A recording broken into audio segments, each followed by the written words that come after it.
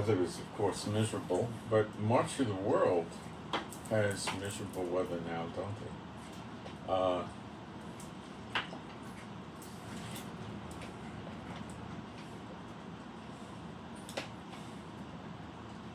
Yafa got me up early to go outside, so I did all my work outside, and I think I knocked myself out because it was so muggy and uncomfortable.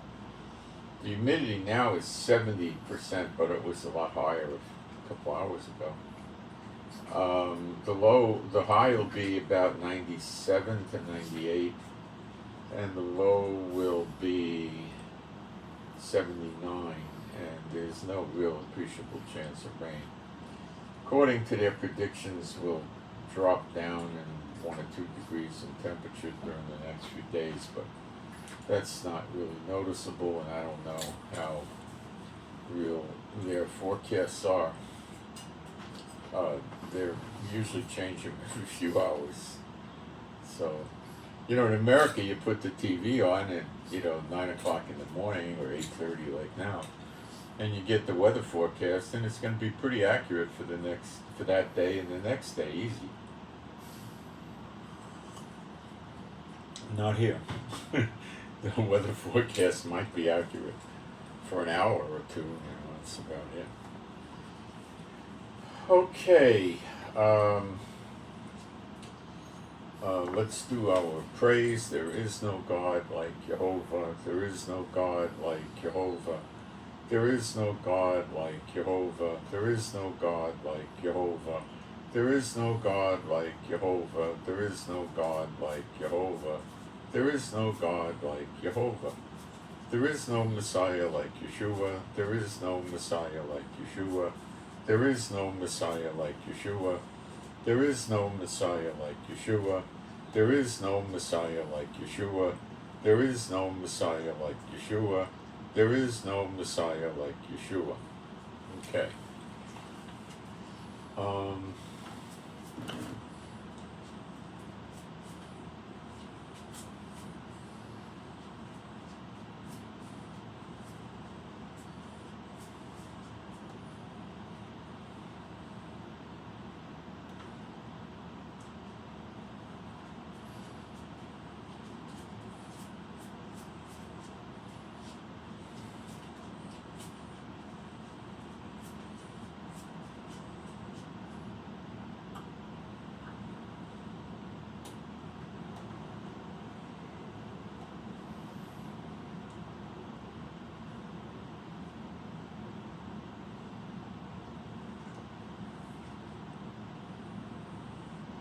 Hang on, looking something up for you.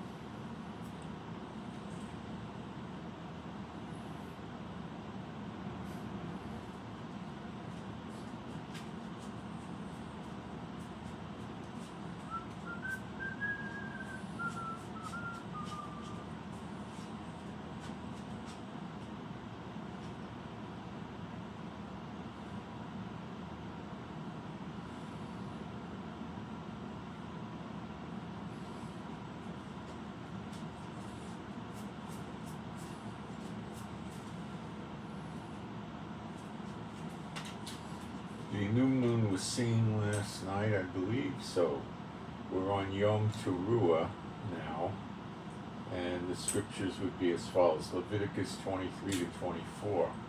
Speak unto the children of Israel, saying, in the 7th month, in the first day of the month, shall you have a Sabbath, a memorial of blowing of trumpets. Now, the word for trumpet is teruah, which is not shofar, and holy convocation. You shall do no servile work therein, but you shall offer an offering made by fire unto Jehovah. It's Yom Teruah. Nobody's going to be making any offerings by fire. There's no priesthood, there's no altar, there's no temple, there's no tabernacle. You cannot fully observe the law.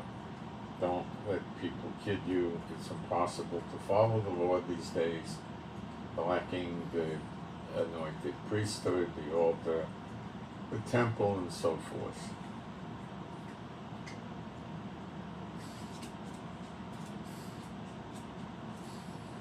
Psalm 47, 1-9. Oh, clap your hands, all you peoples. Shout to God with the voice of triumph. Go, Jehovah, go. Go, Yeshua HaMashiach, go.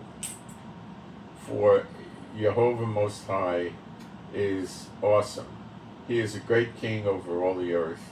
He will subdue the peoples under us. Amen. And the nations under our feet. He will choose our inheritance for us, the excellence of Yaakov, whom he loves. That really means Israel. Salah, God has gone up with a shout. Jehovah with the sound of a trumpet. Sing praises to God. Sing praises to our King. Sing praises, for God is the King of all the earth. Sing praises with understanding. God reigns over the Goyim. God sits on his holy throne. The princes of the people have gathered together. The people of the God of Abraham.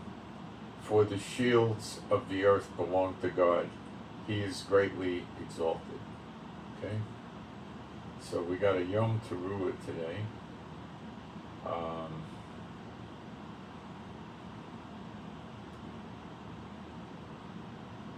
So when it says no work, you don't do servile work, but please understand you can't observe these holidays because you don't have the priesthood, the altar, the temple, the tabernacle, and no sacrifices, no offerings, so you can only, make believe, or as people say, we'll do a memorial. There's nothing in the Bible about doing a memorial. Okay? If you choose to not do any servile or regular ordinary work, that's up to you. It is a Shabbat, basically, so you could do that.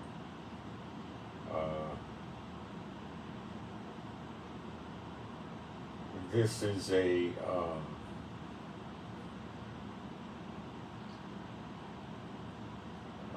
double Shabbat, basically. You got 2 days in a row.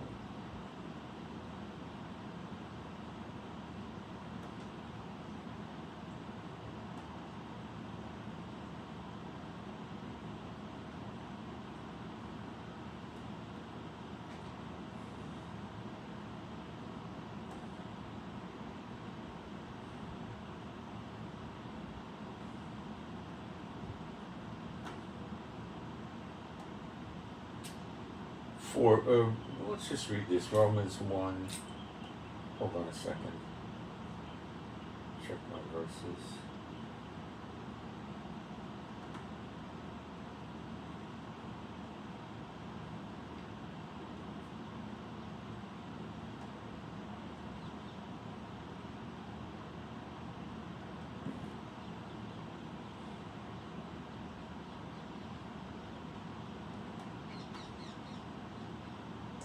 Verse 16, for I am not ashamed of the gospel of Mashiach, for it is the power of God. Now, the gospel is he means the real gospel, not the church narrative. Unto it is the power of God unto salvation to everyone that believeth the true gospel. To the Jew first, and also the Greek. So, if you take this literally and you're in the true gospel and you're a true believer, and it says to the Jew first, then the scripture can't be broken. Where's that leave you? Perhaps a member of the lost tribe and you don't know it, or a member of Judah or Levi and you don't know it. For therein is the righteousness of God, revealed from faith to faith, as it is written, the just shall live by faith. For the wrath of God is revealed from heaven against all godliness. You're seeing that. And unrighteousness of men, who hold the truth in unrighteousness, because that which may be known of God is manifest in them, for God hath showed it unto them in the real gospel.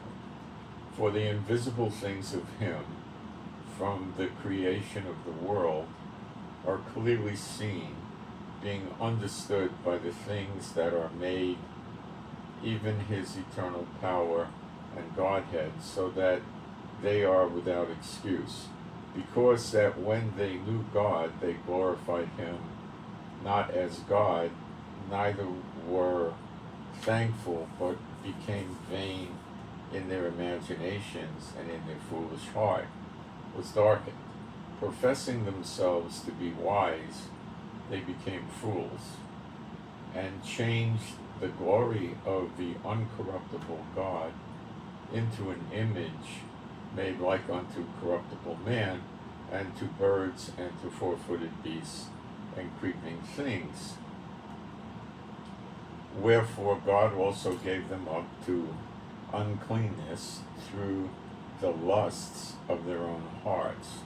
So they become unclean through their physical lusts and other things, desire for consumer goods and things, to dishonor their own bodies between themselves. That's sex. Okay, it's focusing predominantly, or I'd say it doesn't mean buying big houses and cars per se, it's sex.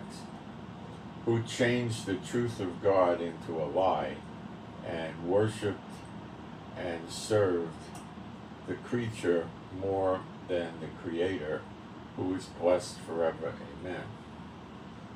For this cause God gave them up unto vile affections, and even their women did change the natural use into that which is against nature.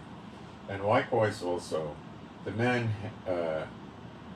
leaving the natural use of the woman, burneth in their lust one towards another, men with men, working that which is unseemly, and receiving in themselves that recompense their error which was met. And even as they did not like to retain God, their knowledge God gave them over to a reprobate mind. Okay, read this slow. And even as they did not like to retain God. See, they want to live without God, and they spend eternity without God for that. In their knowledge, God gave them over to a reprobate mind to do those things which are not convenient, being filled with all unrighteousness, fornication, wickedness, covetousness. That's the buying the mansions and the jets and the planes. Maliciousness, full of envy. Oh, they got envy. Murder, debate. That's the arguing. Deceit. Scamming, lying, cheating. Malignity, whisperers, backbiters, haters of God, despiteful, proud, boasters, inventors of evil things, disobedient to parents, without understanding, covenant breakers, without natural affection, implacable, unmerciful, who, knowing the judgment of God, that they which commit such things are worthy of death, not only do the same, but have pleasure in them that do them. Okay. And that's, pretty much what's going on in the world,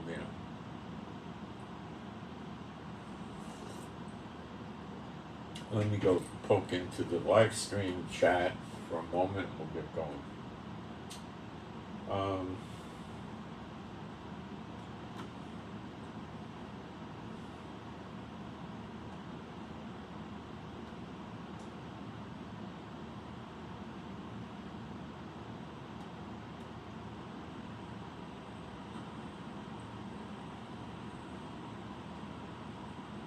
Okay, I'd like to hear myself speak on this live stream. We'll subdue the people. Okay, we got audio, we got picture, do a little housekeeping in there.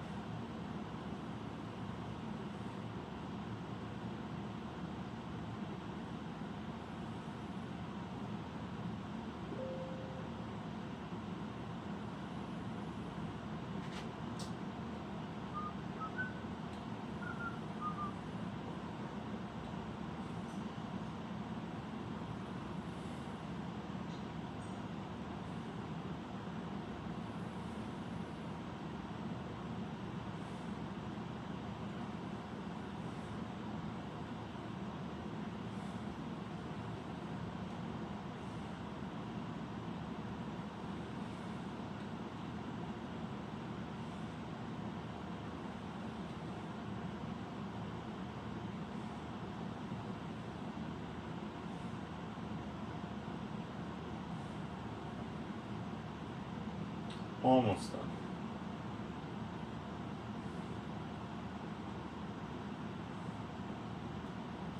Okay, so I think we'll probably get a reasonably decent turnout today because there's so many hundreds of millions of people that are waiting for the rapture. And the news I have today is the type of news that they will interpret as leading to their rapture, their Schofield rapture. They'll get to go where Schofield went, which is where Darby went. That's all that's going to do. And if you follow the true gospel, you get to go where Yeshua went. It's simple. It's simple. Yeshua's up in the third heaven with his Father, you hope. Okie dokie, so what happened? I did a brief video on this yesterday, but it's really worth going over again. There's a ministry in Israel called Mishrad Hapanim. It controls immigration. Who becomes a citizen? It controls visas. Any kind of visa is gone through with them. Most of you, if you came to Israel from Europe, an EU country, or America, or Canada, or a big country, you would just go to the airport. Today, you're basically scanning your passport on departure, and then when you get to Israel, you don't really even talk to anybody anymore, I don't think. You just scan your passport, and it spits out a little card on a funny coated paper, about the size of a Visa card. And that card is your visa, and it normally automatically will give you 90 days. Okay? And you don't have to get any stamps in your passport, because if you want to go to some Arab countries after you visit Israel, they won't let you in with a passport that shows a stamp from Israel. In the old days, people would go to America and say, I need an extra passport because I got to go to Israel, and they stamp it. But anyway, they stopped stamping it a long time ago. And you carry this little card with you when you're running around Israel. You don't need to take your passport. I think you're supposed to, though, but I think you can manage with just that little visa. It has your picture on it from your passport, that little card. So that's a regular tourist visa. Now Israel has about 8 or 10 or 12, I don't know, other kinds of visas, okay? They have one kind of visa they refer to as a clergy visa, okay? Now, there's, and I'm going to talk very harshly against the church now. So if you're a big pro-church guy, you should understand that I'm giving you the truth. I've lived here quite a few years, and I'm telling you the way it is, okay? I think the biggest organization in Israel that's Churchianity, evangelical, Pentecostal, whatever, right? Not Catholic, okay, is the International Christian Embassy, which is a private organization that has a lot of boastful pride by making out their ambassadors to Israel representing the church. Well, I don't know how many churches would be with that, but, you know, probably almost none, but that's what they claim. And they have enormous amounts of money. They have a very large property, like a mansion type place in Jerusalem, and they've been around since probably the 80s or 70s or something, a long time. And they bring people over here on their clergy visas. Now, the person that's going to work for them gets the clergy visa, and then it's renewed every year. And as a courtesy, the ministry will normally allow their dependent children and the spouse to have a 1-year visa also. I don't believe it's a clergy visa, it's some kind of family visa for people that have another kind of visa. So I'm not entirely sure, but they get a visa for a year.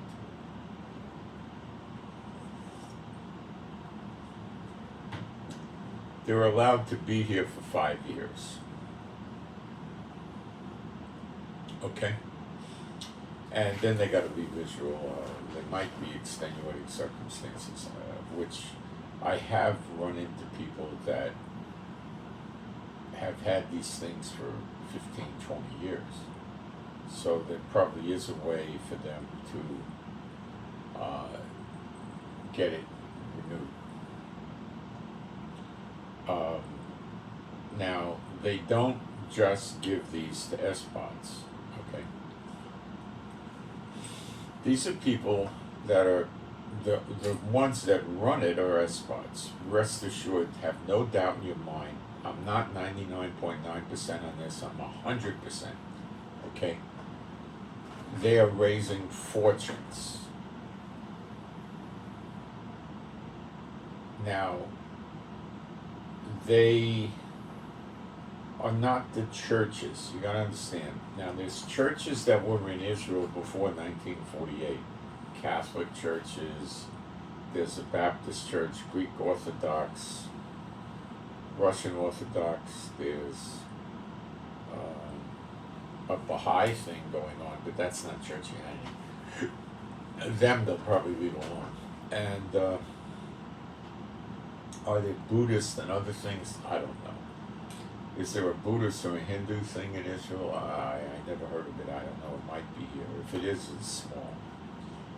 So they come over here and they have a party line that they're raising money to help Israel. Tell me another one. Okay. Many years ago, I had contact with this International Christian Embassy, okay?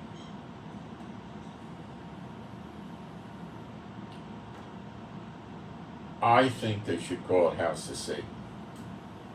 It'd be more appropriate. They take volunteers that are normally in the churches.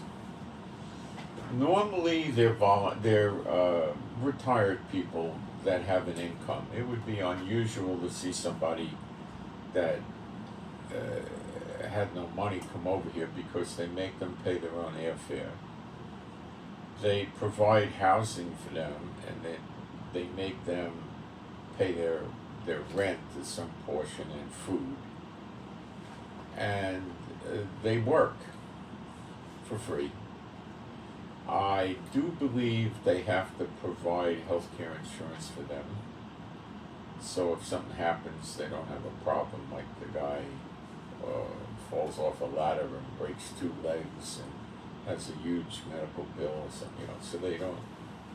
Some countries in the world, probably at least 150, if you go there as a Brit or a French person or something like that and you need medical care and you go to the emergency room, and they'll normally have a doctor look at you and then they'll tell you what your bill is.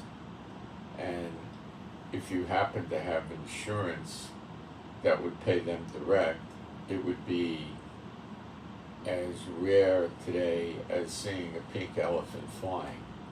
That kind of insurance really isn't around. I never heard of it.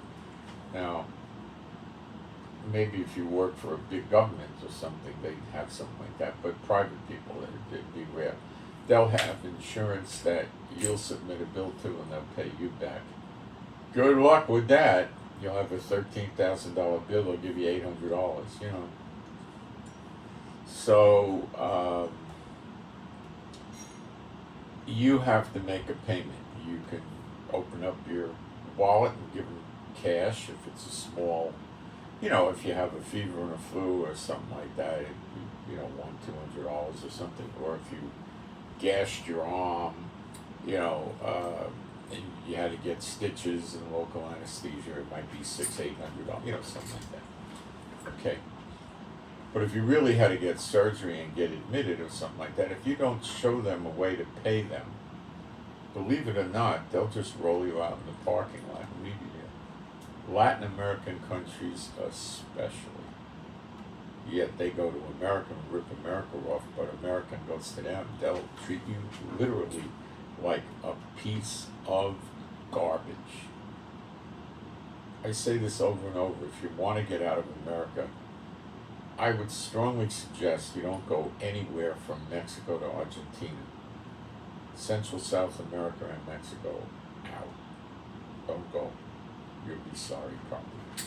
Bad place. Okay? If I wouldn't go there. I mean, you're going to be sorry. It's not a good idea.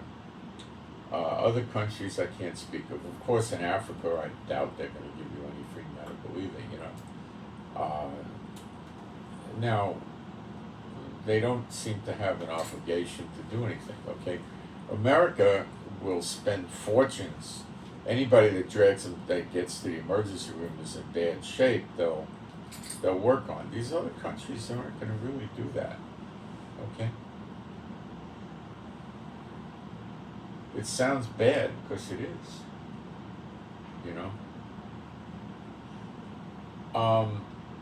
They don't have enough to really take care of their own people usually, so. Neither is America, but America. I'm going to go take care of Honey. Take care of who? We're going to toss Honey. She's out of town. Okay.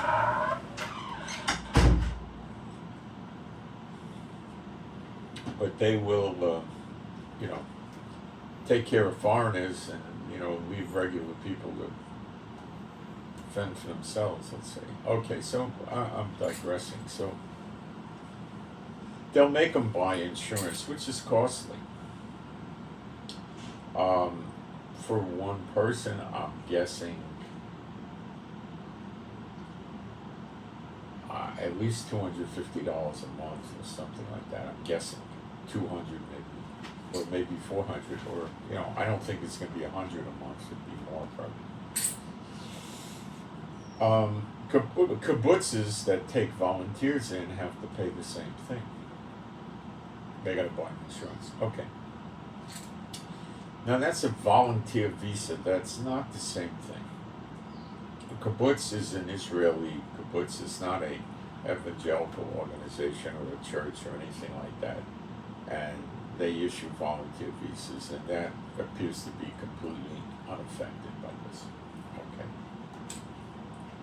So,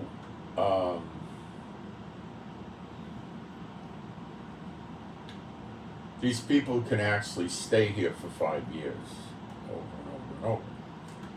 And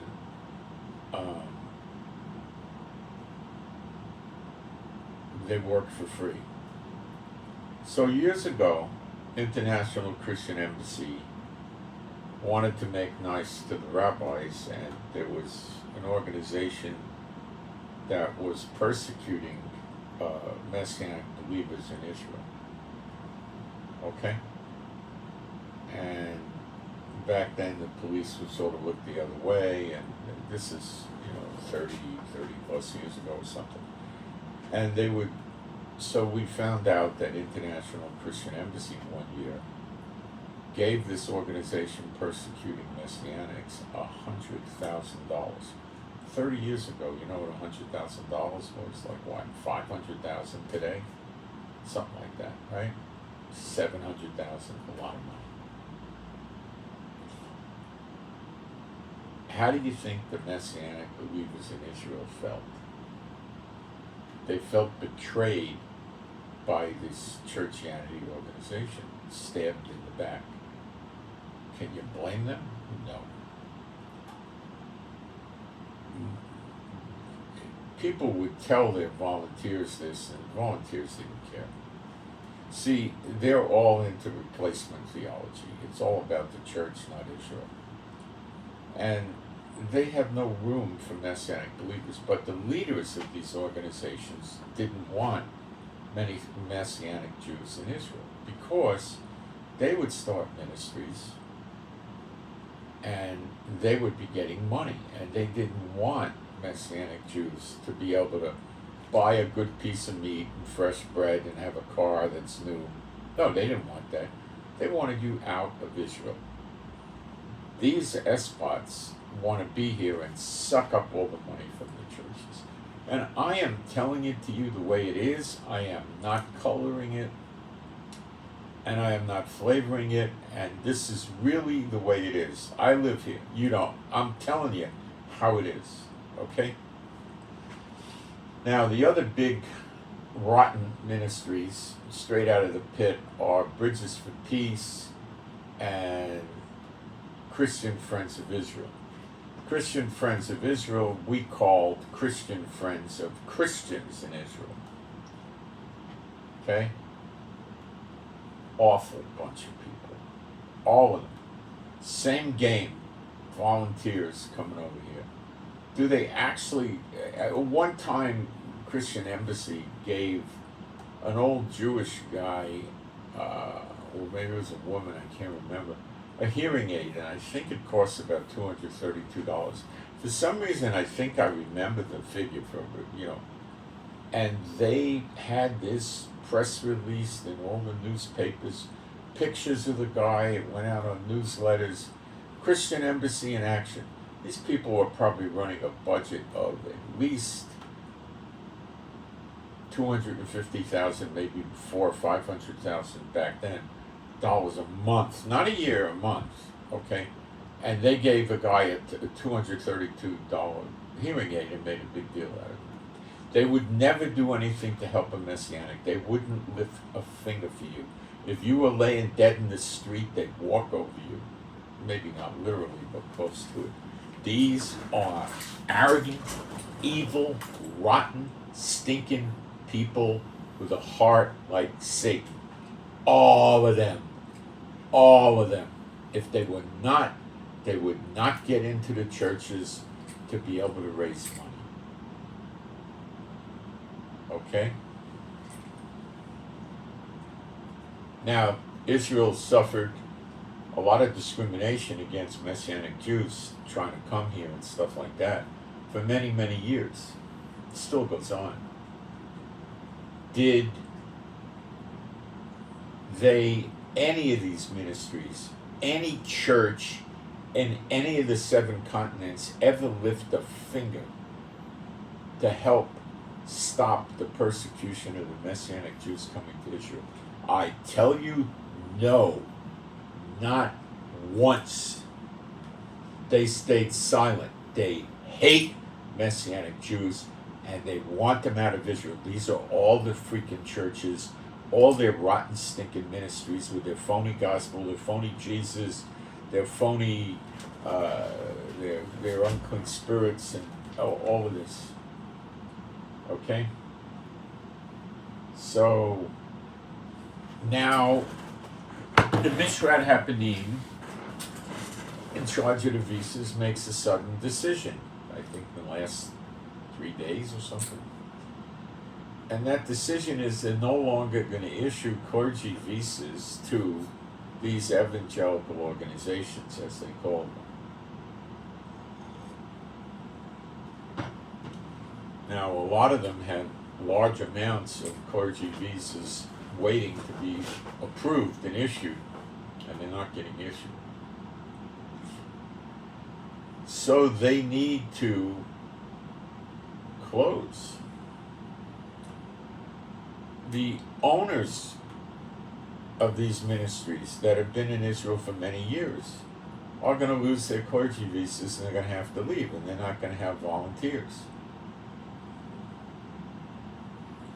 Praise Jehovah. Praise Yeshua HaMashiach. This is the dream of the Messianics here, to get this scum out of Israel. They come here with their false gospel. They persecute the believers that are Jewish in Israel. They discriminate against them. They don't want to have any fellowship with them. They don't want anything to do with them. Okay? They won't. Well, I got helped by one many years ago, but it was a unique circumstance. It was Christian Friends with Christians in Israel. Back then, there was a lot of people that would come visit Israel that were from Germany or Austria and were Nazis, usually as children or young people, and they felt really bad about the Jews, and they became believers, or they became Churchianity people and believed in Churchianity, whatever, and they come to Israel. I met them. I met one woman, and she was giving us a speech, and she was saying that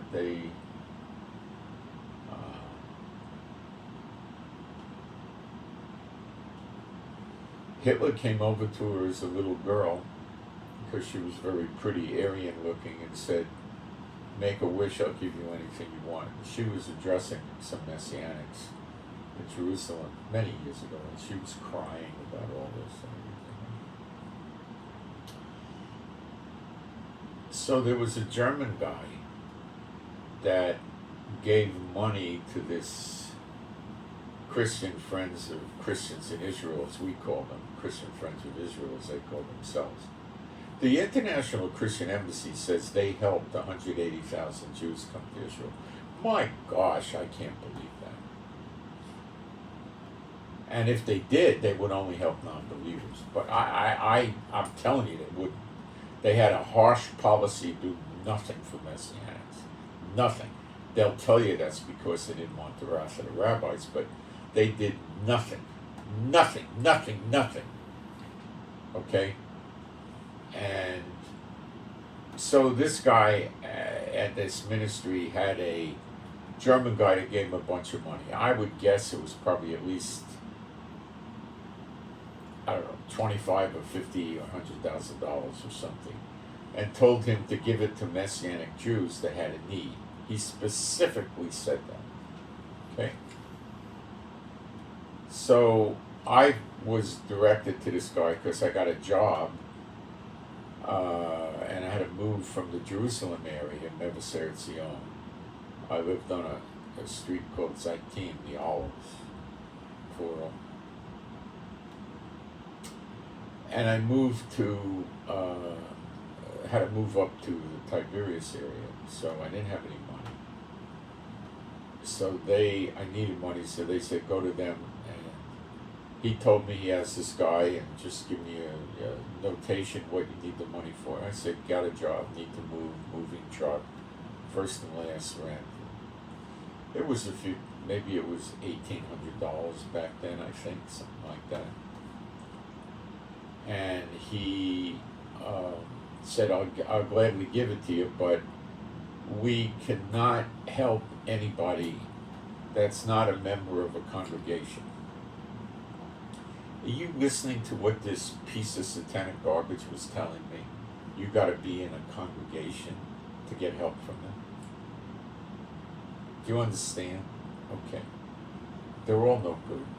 They're all just Jewish churches. So I didn't know a lot back then. So I was actually attending a congregation. And there was a guy in the congregation named Shmuel, who used to be a leader of the congregation, a Jewish guy who made Aliyah, I think in the 70s. And a redheaded guy, was a nice guy. And he would tell me things like, I don't know, I used to ride on the buses and witness to people, and I just don't do it anymore. I don't feel like I want to do it anymore, you know. He was under their witchcraft, obviously, right? And they didn't want him in the ministry because he was a real believer. So, but he was still, he was kind of in and out of their ministry. He was a pastor or something, and he wasn't really doing much with them, but he was still one of them pastors. So I told him, I need to get approved. I need to get somebody to say that they're my pastor and to get the money. So he said, yeah, well, I'm still listed as a pastor, I'll do it. So he called them up on the phone and told them, or he wrote them a letter or something, and they bought it. And then they gave me the money, and then I wrote the guy in Germany, and he wrote me back once or twice. And he was a pretty nice guy, but he was totally dedicated to the church. The church world. So then I got to move. Okay, so see what they're like? Scum of the earth. All of them. All of them. And they divert massive amounts of money from the Jewish believers in Israel that have a horrible time finding work. Company doesn't want to hire you because you become controversial. It could create fights. People in the company that are Orthodox or something may not want to talk to you and ignore you, and you can't interface with them. So it's very difficult getting work. It's not easy. If you can do something that they can't do and they need you to make the money, the kesef is money in Israel. They'll do it. Okay?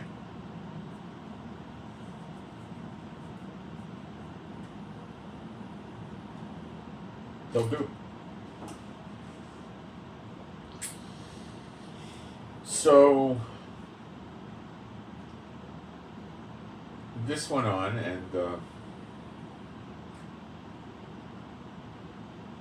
a lot of the Jewish believers that move here give up a lot, live here under pressure in a very harsh lifestyle compared to what they used to have in England or France or Germany or Canada or America or even Mexico and Brazil and Argentina. It's very hard living here.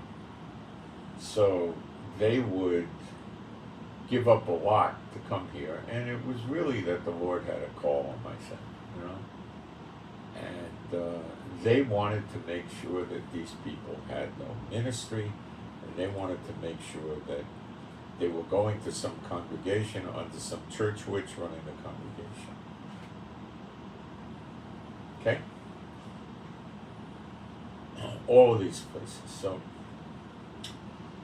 now there's other ministry type things running around in Israel. You have a lot of them, okay?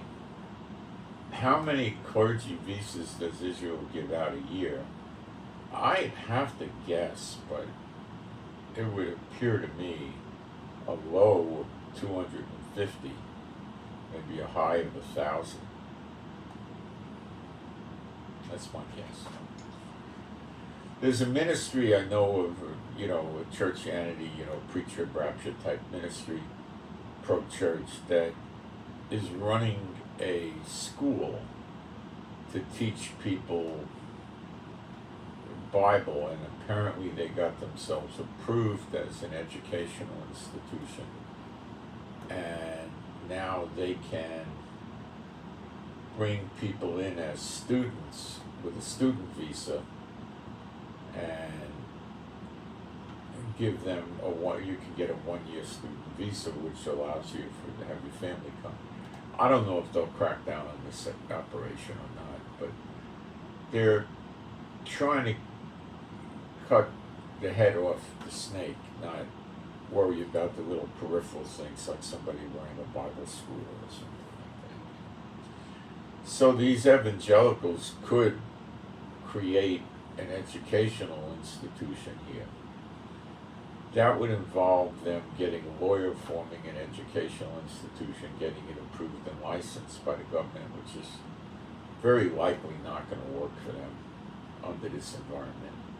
And then having people come and attend the university and give them a student visa, but they have to attend classes and actually not just say this is a school and then we don't teach anything, we just do it to get you the visa. They can't do that. So I doubt that's anything they're going to do.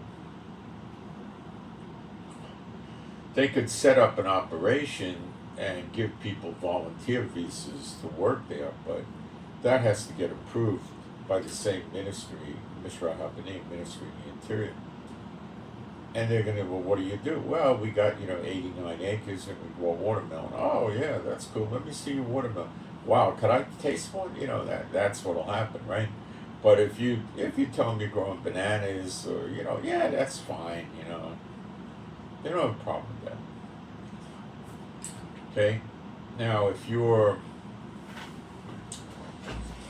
telling them you're a Churchianity type ministry, they won't approve volunteer pieces into this environment now, it's not going to go through.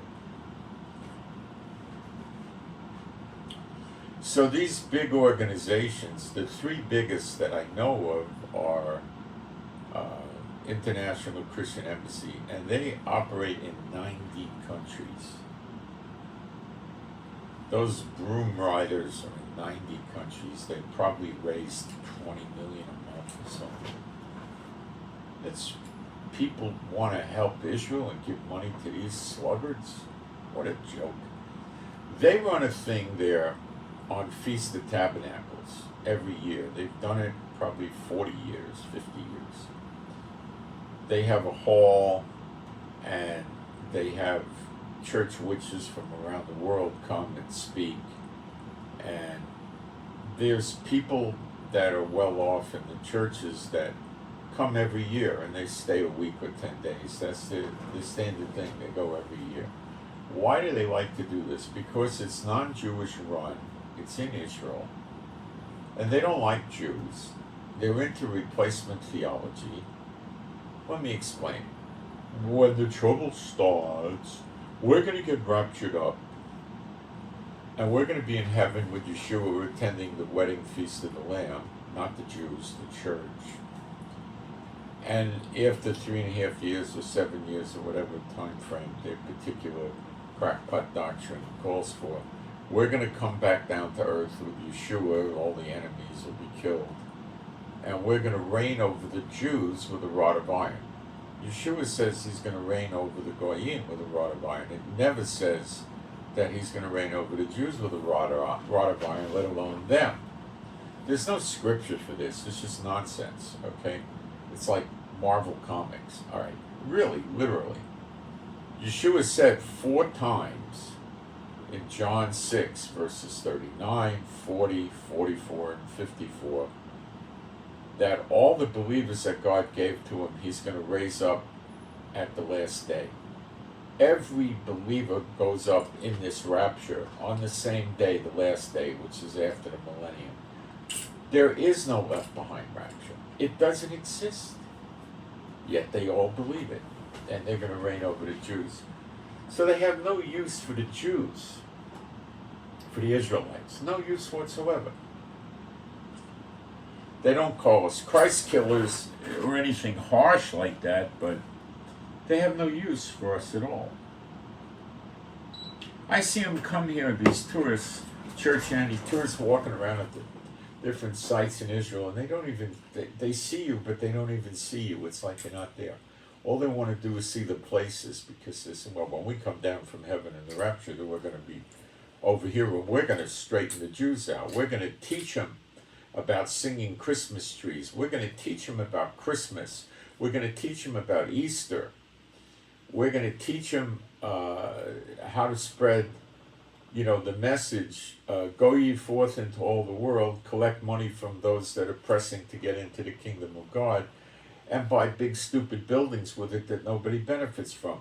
This is what they want to teach the Jews.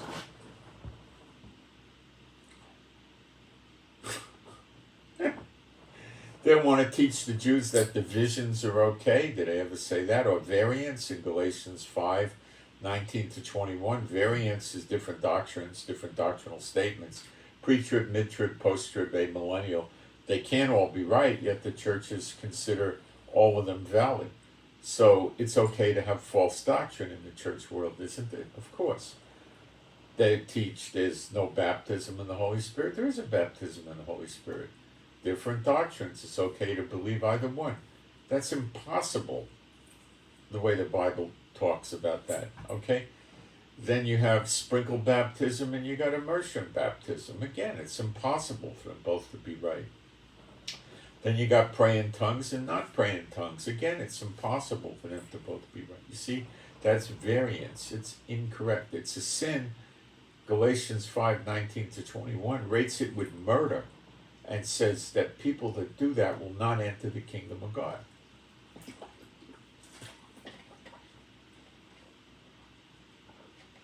So why do these people follow these aberrant doctrines? Because they're called, but not the elect, not the remnant. Okay, I'm going to take a break for a minute. I'll pick this up.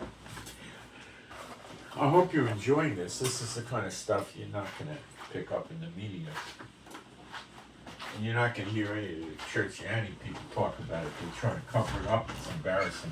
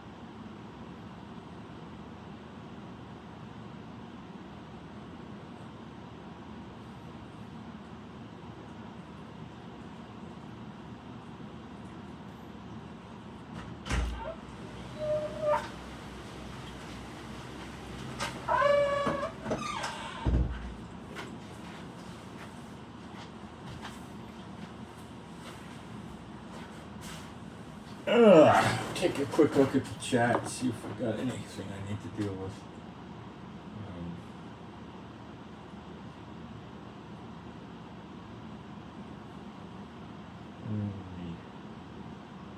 Back in here.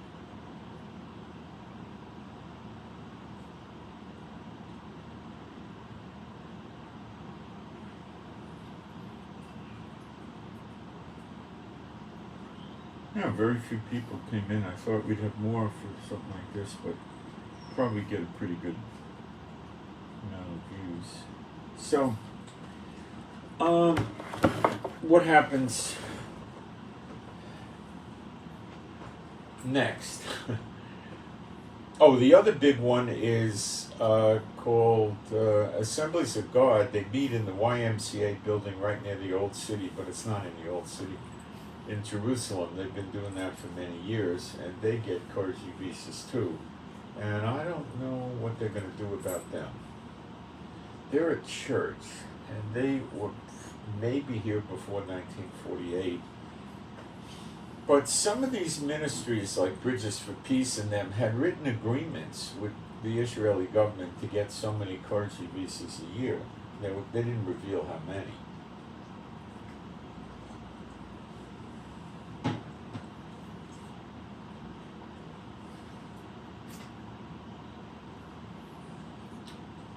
See, Israel has to be strict about things, because if, let's say, they opened up and let anybody come here and start businesses and, you know, stay here and stuff, the Arabs would open up millions of businesses, hire other Arabs, and, you know, dominate Israel economically as best they can and bust us out.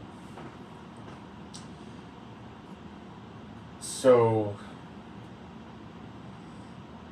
there's a place in Jerusalem. Now, I don't know if it's going to be affected by this or not, but I have a feeling it may. I don't know.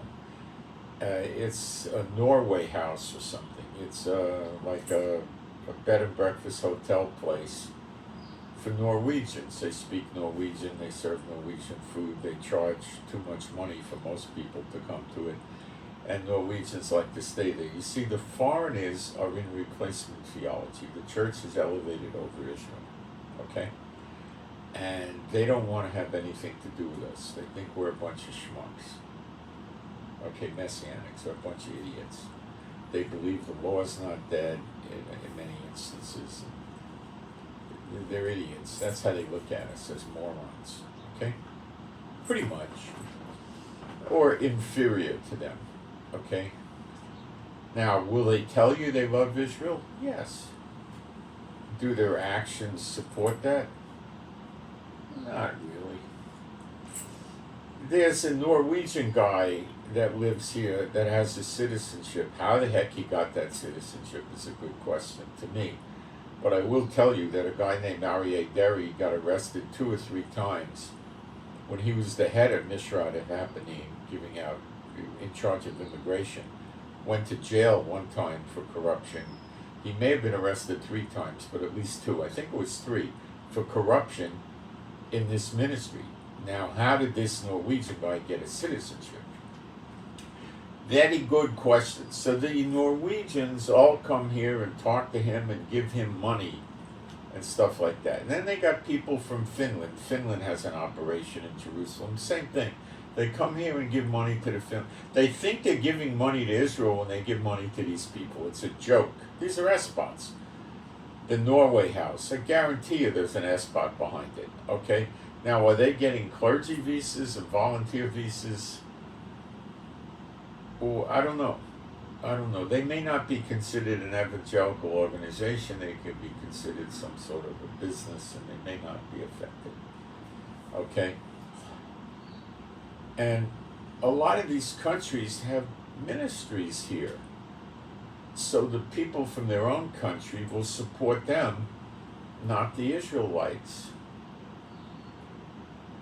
Do you see it?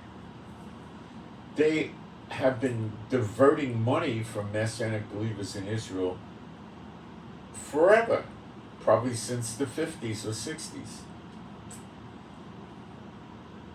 And they try their best. So if they're gone, and then foreigners from the other country that aren't so steeped in churchianity doctrines with replacement theology. Now, there are people that go to the church that don't buy completely into replacement theology, but a little they do. How could you go to the church if you believe their pre-trib, mid-trib, and post-trib left behind raptures is false? You'd be really compromising yourself. I don't know, but I imagine plenty do. You know? They're compromising themselves as I see it. But anyway, when they fold, and it looks like they're going to be folding soon, then people come here if they want to bless Israel. What are they going to do? They'd have to work with Messianics, so they'll start going to the Messianic congregations, which is the same garbage.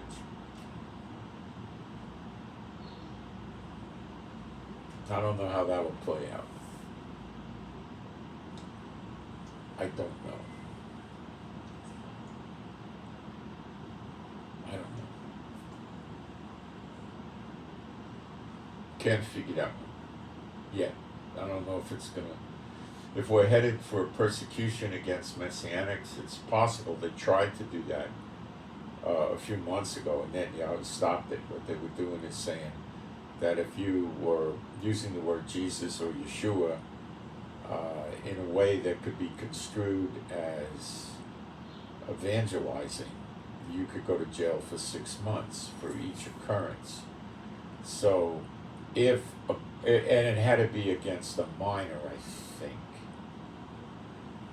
So if you were at one of the famous biblical sites and you were to a group of churchianity Christians and you were praying in Yeshua's name and there were kids there that heard you, they could all go to jail for 6 months. So they were trying to blot the name of Jesus and Yeshua out of Israel, is what they were really trying to do. And this would have affected the Catholics. Now, remember, they're not necessarily going after the churches with this move, just the evangelical organizations. Okay? The churchianity organizations, not necessarily churches, because these churches were grandfathered in before 48, and they have so many visas. And it's my understanding that some of them have permanent residency status, that are pastoring these churches and been here 10, 15, 20 years. stuff like that. And this is not a move against the churches. I wish it was, but it's not.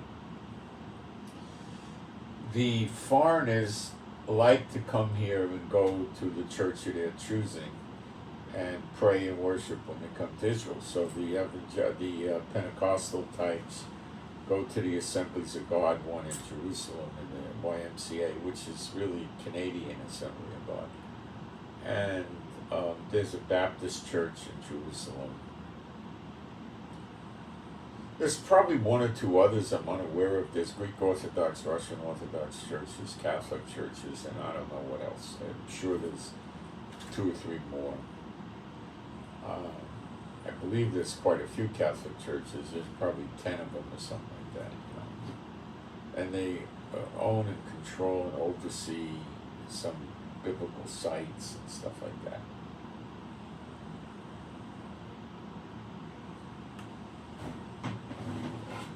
So, I don't know how they'll get affected. Okay, I don't know.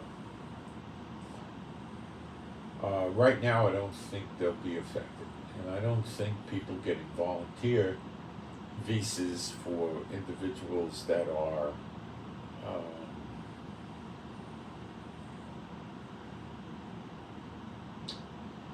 working in secular environments will be affected either. I don't think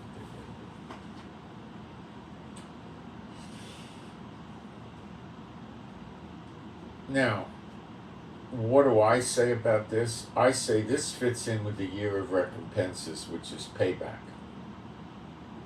Okay?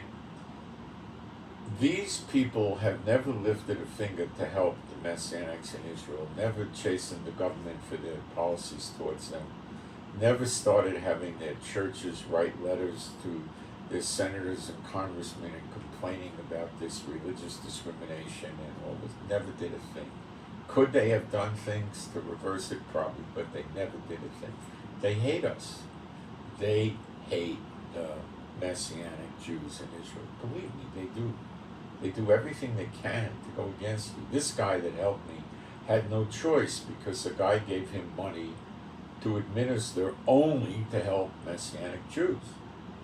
So this guy probably supported them with a lot of money, and they had to do it. And he wanted reports from them of all the people they helped.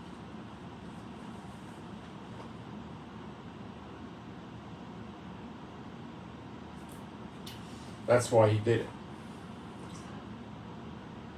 Now, I don't think the German guy ever told them, well, I only will help Messianic Jews that are in a congregation. I don't think he would have ever said that. That was them.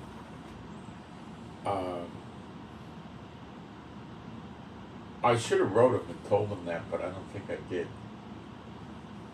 But moving along, they're going to fold and go away unless Netanyahu reverses it. Now, the Mishrat Hapanim, which is doing this, is controlled by the Shas party, which is ultra-Orthodox Aryeh Deri, which the Supreme Court said he can't hold the position because he made an agreement with the government not to have a public office. Netanyahu, you got to fire him. And Netanyahu fired him. This is right after Netanyahu got in office.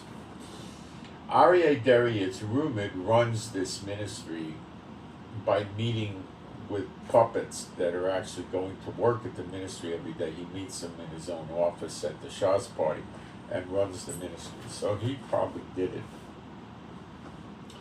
This would be the ultra-Orthodox. Okay? Now, there's a chance that Netanyahu could try to reverse this, but you see, the ultra-Orthodox are getting ready to turn on Netanyahu. They've told him they're not going to vote with the bills he wants passed anymore because he's not giving them the draft exemption for their young men that sit in yeshiva. They want them to sit in the yeshiva till they're 21 years old. And then when they're 22, they can leave the yeshiva and they'll be immune from the draft. Now this is going to bring a flood of protests from people that are not now protesting on Netanyahu and his coalition, and Netanyahu knows it. Now Netanyahu's now got a lot of women protesting against him because they're violating, the ultra-Orthodox are, extorting Netanyahu and they're violating women's rights. And they're rising up against Netanyahu. They have organizations. So, see, the protesters against Netanyahu keeps growing. And there's a point we're going to say, look, schmuck, yes, we know you got the votes and won, okay? But look, you idiot, you didn't go around and tell us you want to become a dictator, and we didn't support you for that, you moron. And you didn't tell us you were going to abuse the office to stay out of jail. So don't give us that crap. Because Netanyahu, like a typical espot's going to run around and say, well, I got to let this wife do what I want. That's how they think, okay? I've studied them for decades. That's how they think. So, Netanyahu's not going anywhere unless he's forced out. Now, the labor union just said that if Netanyahu doesn't listen to the Supreme Court, in other words, the Supreme Court is most likely to strike down the law passed by the Knesset that the Supreme Court cannot stop an action of the government, not a law necessarily, an action. It's aimed at an action of the government, not really aimed at a law they passed, but an action.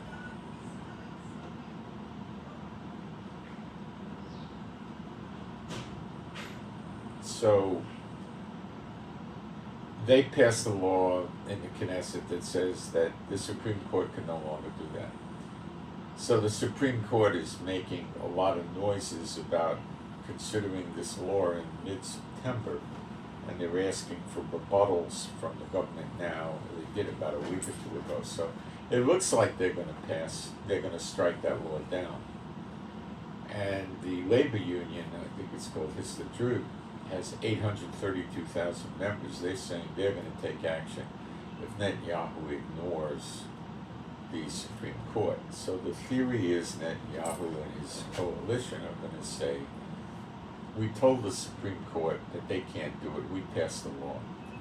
And there's nothing in our basic laws that specifically is written that says they can strike things down based on reasonableness. So Netanyahu will plan to ignore the Supreme Court, and this will probably thrust Israel into something like a civil war if the Lord lets it go that far. Now, is it going to be, the union, versus the rebels, like the American Civil War? No, they're not going to fight each other. They're going to fight against the government to get rid of Netanyahu. There's too many people that don't want this government. Way too many people. So now the church organizations are probably going to muster their strength and try to move against Netanyahu. They're saying in the media that they intend to go to court against this decision by Mishrat Hapanim. They can't go to court. The newspaper said that. They have no status. You see, if you're a permanent resident or you're a citizen of Israel, then you have rights to go to court for immigration matters. Now if you're a tourist or somebody that has no residency or legal status in Israel, you get ripped off by some investment company or somebody, that kind of lawsuit you can pursue.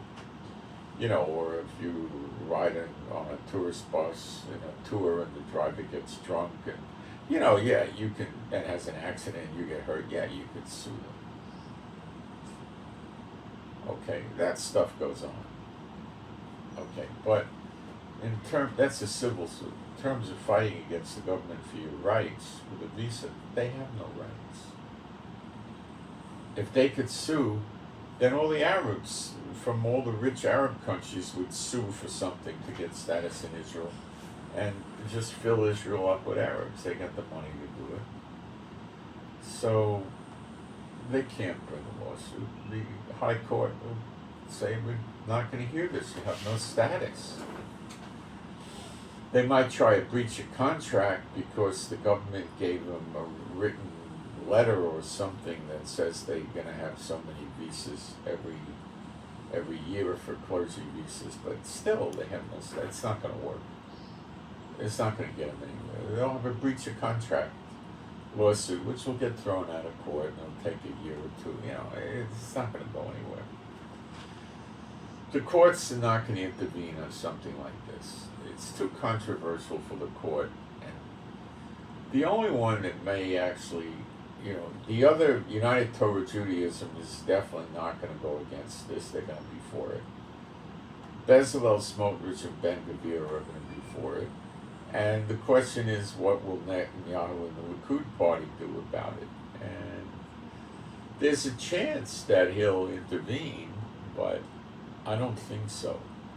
Passing a law that, speaking out loud the name Jesus or Yeshua in public can be construed as evangelizing. If a child hears it and you could go to jail for 6 months, that was rather radical, and it was going to stop tourism of Churchianity people coming to Israel. Because some of them would get arrested for praying in public and stuff, but being accused of evangelism. And, Netanyahu saw the writing on the wall, and the Catholic Church would rise up. And so he got it to stop before it even got started. But this isn't going to really affect tourism. So this is probably not going to be struck down by Netanyahu, because it's going to irritate the Shas party even further. And if Netanyahu doesn't give them their draft exemption, they're going to pull from his coalition. And they may be getting ready to pull from the coalition, and this is something they did just before they go out to try to screw things up for the evangelicals, but it might not stick. We got to see how this plays out. If Netanyahu's going to knock it out, he'll knock it out by Tuesday at the latest next week.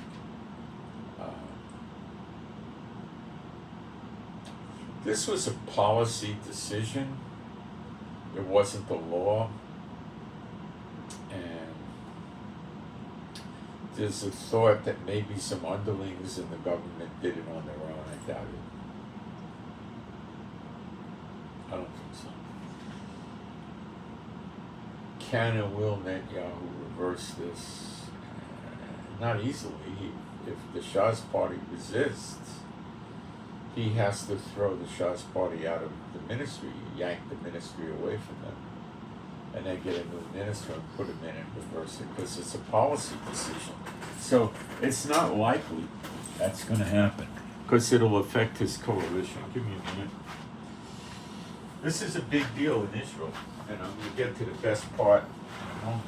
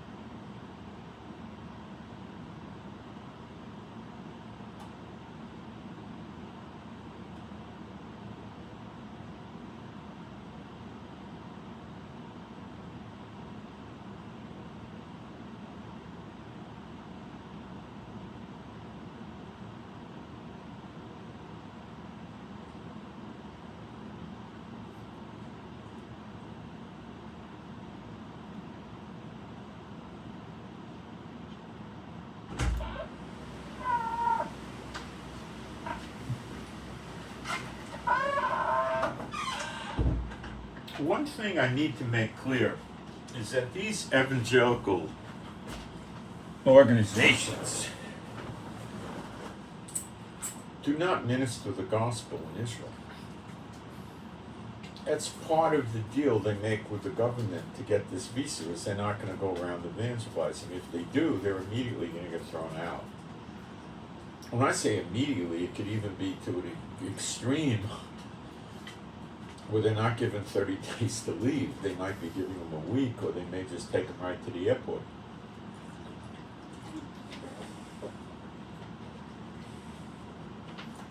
They probably tell the organization what happened and tell them it better not happen again. If it does, all their people are going to get thrown out.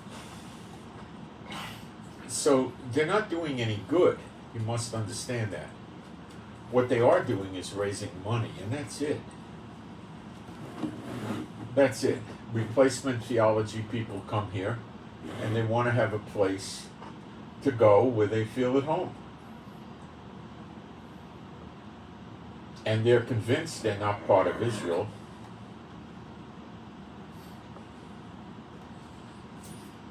They're part of the church. And that's what they want to be. And they don't want to have anything to do with Israel. Except they like the place. So don't think they're coming around here ministering the gospel to anybody. They're not. They're not ministering anything. They're not even ministering their phony gospel. They're not nothing. It doesn't go on. Okay? So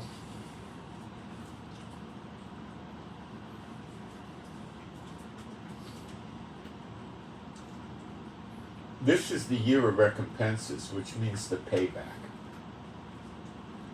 What does it mean to reap what you sow? It means you pay back. Well, not exactly. If you give generously, you receive generously. You cast your bread on the water for when you need it. If you do something bad to believers, you're going to get it back on you. These people didn't lift a finger to help Messianics, and I believe they encouraged the persecution of the Messianics by supporting the organizations that prosecute or persecute the Messianics in Israel. And they're reaping what they sowed. Now they're getting thrown out. The 2,000 years of punishment is over. Now they're getting kicked out. Will the churches get kicked out too? I think so. Either by the two witnesses or before, but they'll go too.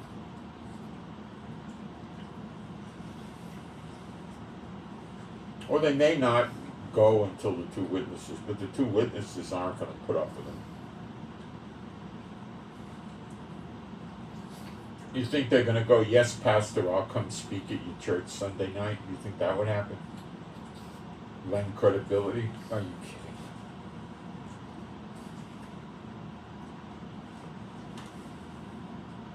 It's year of recompenses. They reap what they sow. Okay, let's move on and look at what's going on in the world.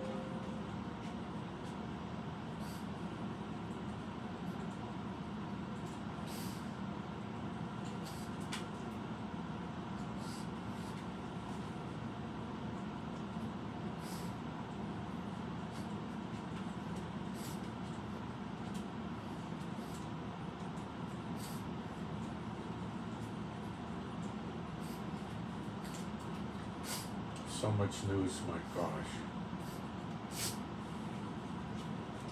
Los Angeles and San Diego are expected to get hit by Hurricane Hillary, which I think is up to a Category 3, but not on landfall yet. And I don't recall Los Angeles and San Diego getting hit by hurricanes ever. It doesn't seem to be normal. I spent a lot of years in San Francisco. Never once was there a hurricane.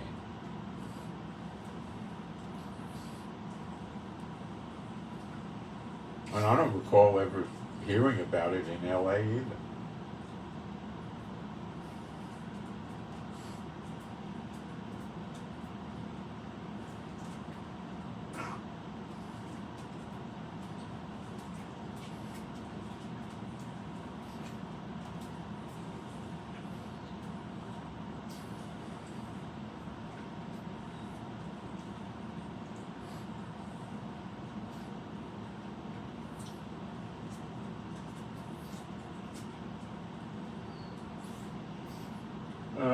Belarus is running around threatening nations like Poland, Lithuania, Latvia, yeah.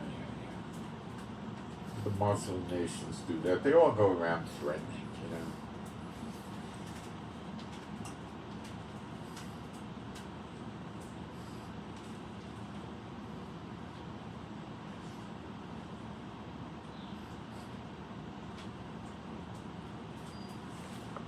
Argentina, big floods. Continuing whirlwind of the Lord.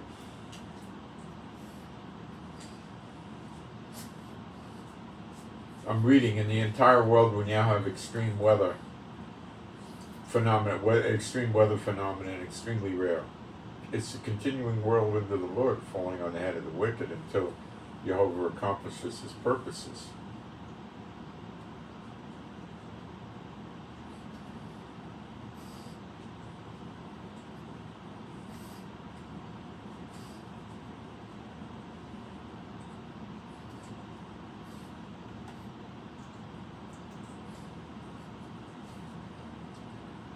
A vessel challenged Russia's threats on civilian vessels carrying grain from the Black Sea and actually showed up in Turkey, so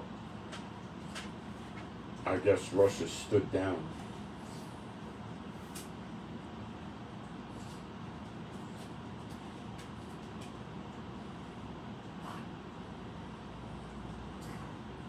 Colombia took a 6.3 earthquake, which is rather serious of an earthquake, you know. It's not a little earthquake.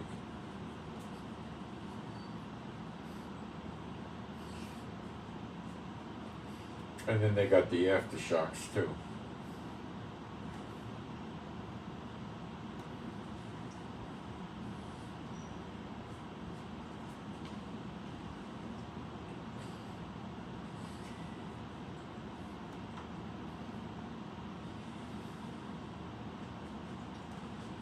Ankara, which I believe is Turkey, issued a warning to Russia after a shooting targeted a cargo ship in the Black Sea. He threatened invoking Article 5 of NATO. I don't think NATO would pursue that based on a cargo ship attack. No, I don't think they would.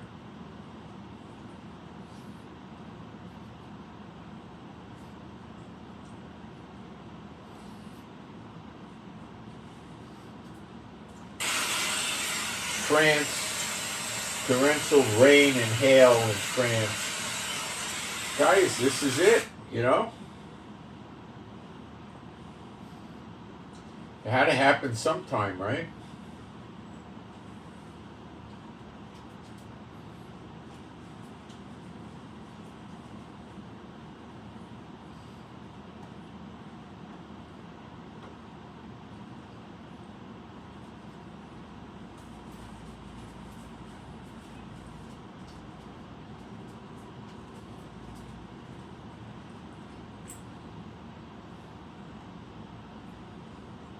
In Iraq, we're seeing transportation of American coalition vehicles like convoys.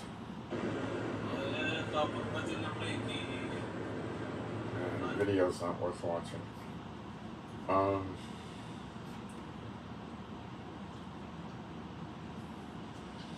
They've been reporting military convoys in the south, the west, the center, and the northwest of Iraq.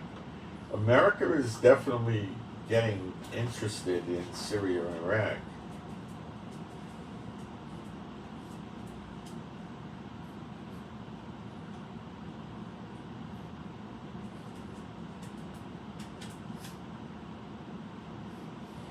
There's been heavy military movement in the disputed Karabakh region between Azerbaijan and Armenia. It is being anticipated that Azerbaijan, which is an ally of Israel, will initiate an attack against Armenia.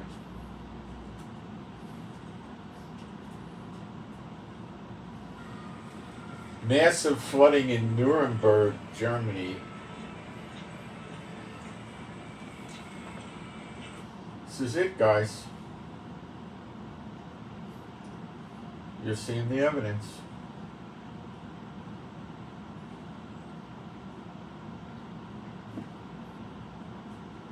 Nuremberg's flooded.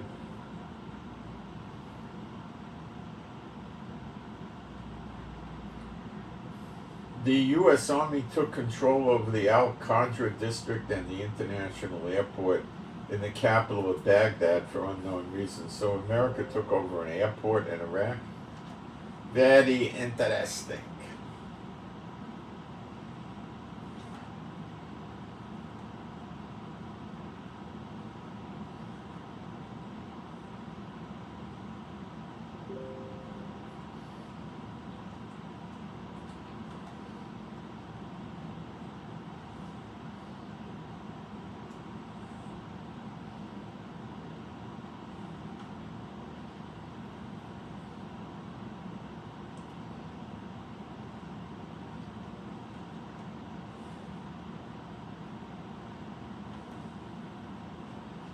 America's deploying B-2 bombers to Iceland. I mean, it's of interest, but it's not by itself very significant.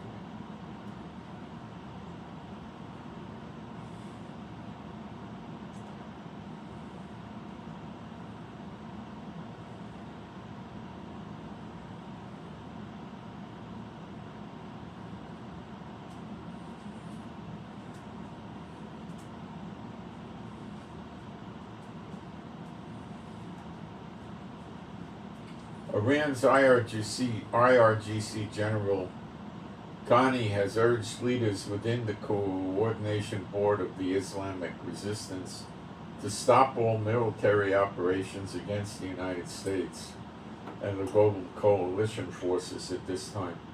Yeah, the big voice, the big loud mouth Iran backs down. Of course, they're afraid. They can't fight a big country.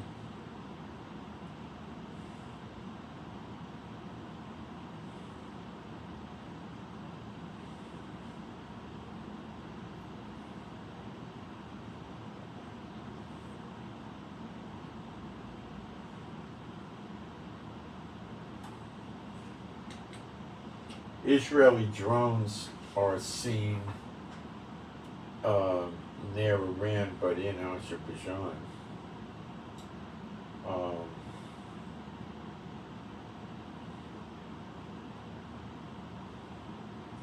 The distance of the base to the borders of Iran is 200 kilometers. That's not so close.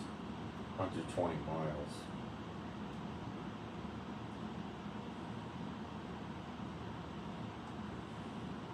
Yeah, Lithuania is closing borders and stuff. That doesn't impress me too much.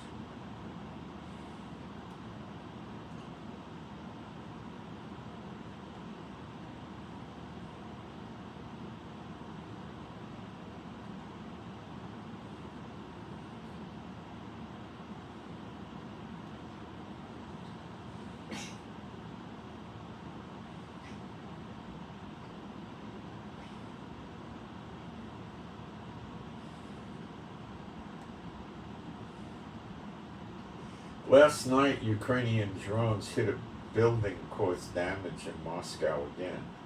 So they're continuing to keep hitting Moscow.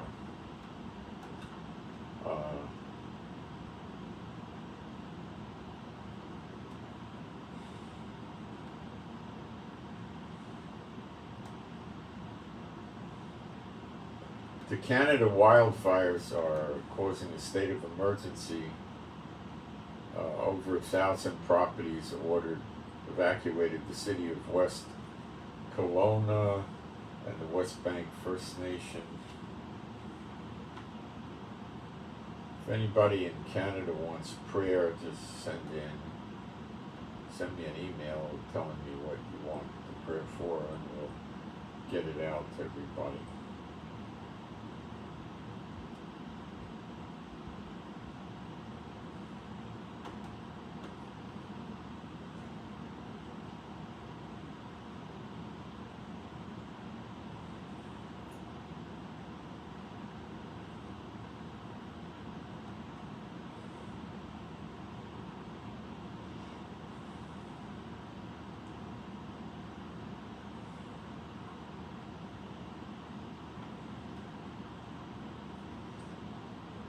the continuing whirlwind of the Lord is really activating. It's going to probably keep picking up.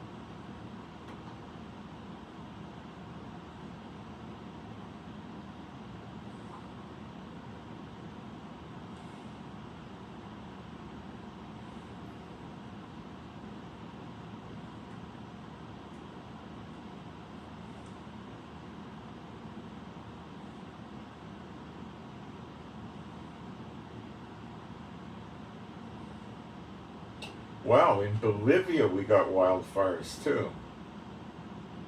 The furnace of the Lord, I guess. Western Bolivia faces a cold spell. They're facing weather extremes and raging wildfires. The western part of Bolivia is under a cold spell, so they're getting cold spells and hot spells or fires or whatever. I mean, it's pretty wild.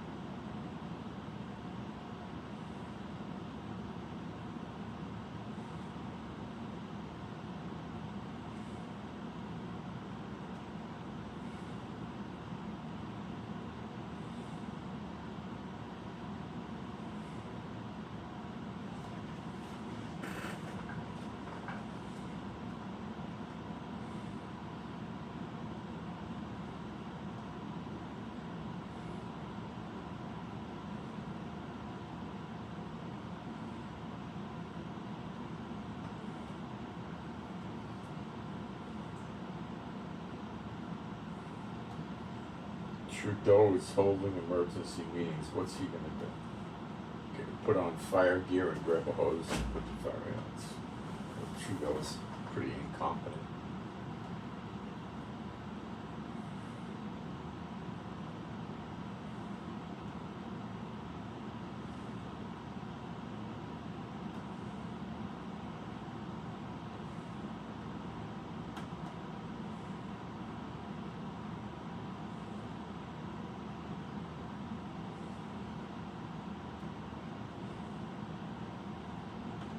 Hillary is expected to be the first tropical storm, or it could be a hurricane if it strengthens enough, in 84 years to hit California. And it could cause flooding even out to Las Vegas.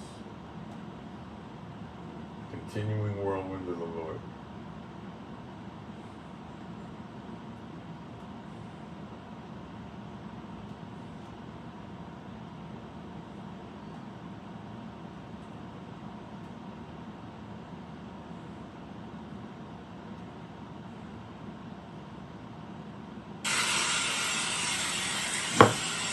Another shot of the hail flood in France.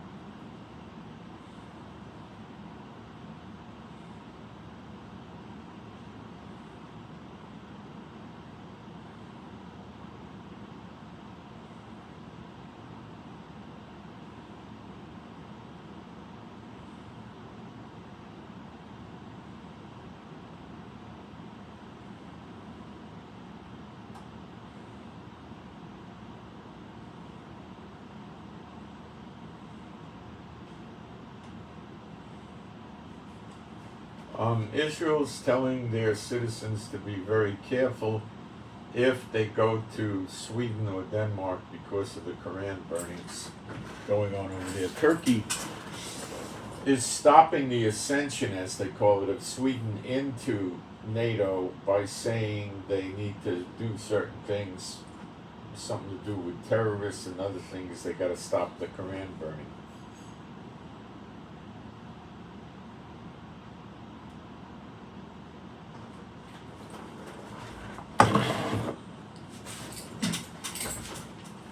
I gotta.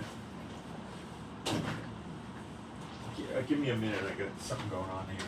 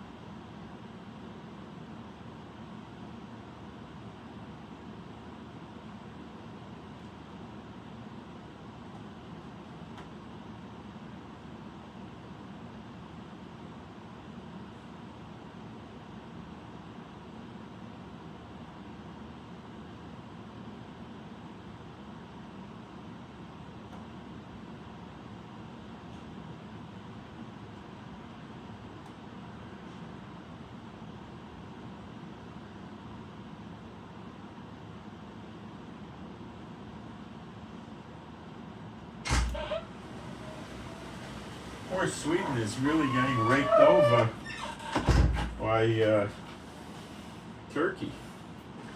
I mean, no mercy. He keeps vacillating. Yeah, they can get in NATO. No, they can't get in NATO. It's driving him crazy.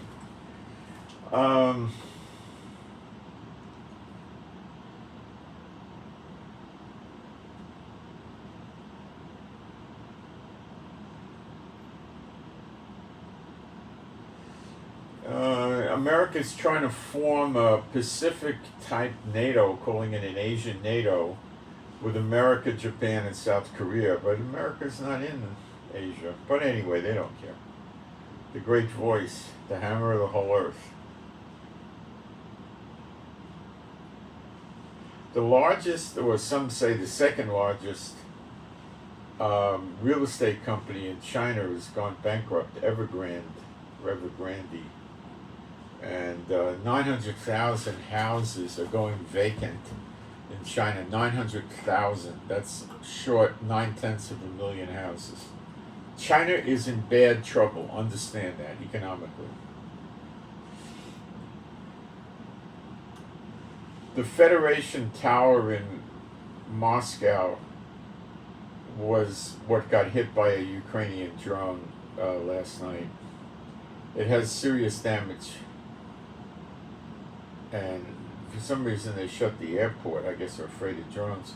But this is a very morale degenerating thing going on in Moscow. The people are going to start feeling that they're not really as well protected as they thought they were.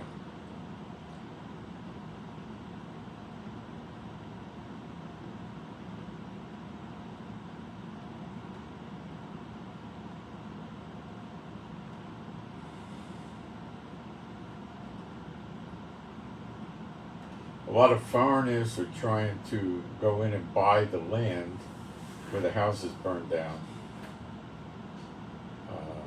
in Maui. I don't know deep implications of that. The land is probably going to go for premium prices, but the people don't want to leave. Maui is, except for the storms, which is a big thing, and now the fires and the volcanoes in the past, is an idyllic place to live. It's really a gorgeous place. It's got excellent weather, like it hits 80 degrees and it goes down into the 60s at night. So people sleep with windows open and ceiling fans and no air conditioning, and then you got swimming weather in the daytime. It's really a pretty good climate.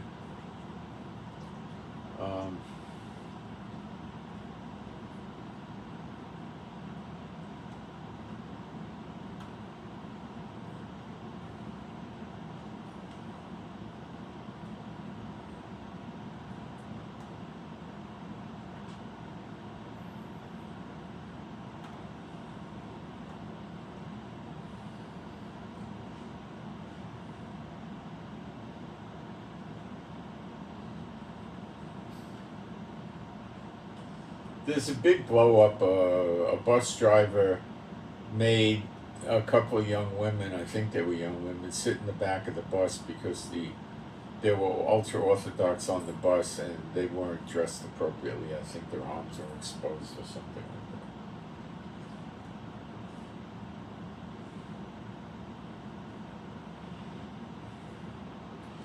that. If Israel passes this draft exemption for the ultra orthodox, I'd say there's definitely going to be a tremendous amount of civil war in Israel against the government and against the ultra orthodox. They may find themselves run out. They've been trying to run the Messianics out. Don't be surprised if you see the ultra-Orthodox have to start leaving Israel. Because the secular people and others are just completely against them and start picking on them in the street.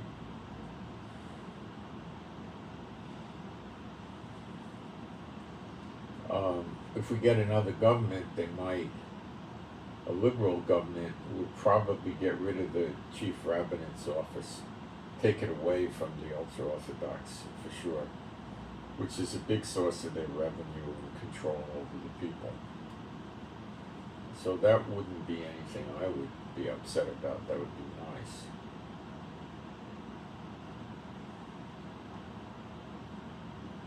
They're not nice people. They're mean, ugly people to everybody but themselves. And their own people are trapped in their ways, which is a curse too.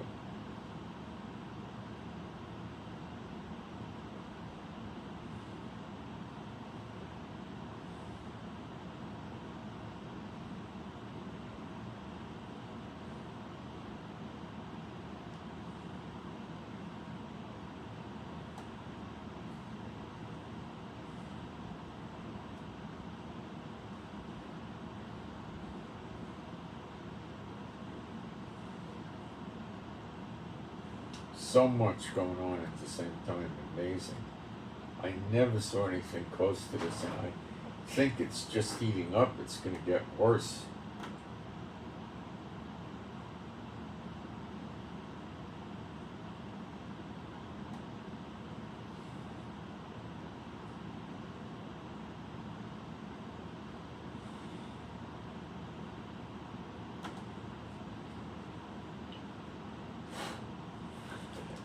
Glasses. Some kind of bug or something.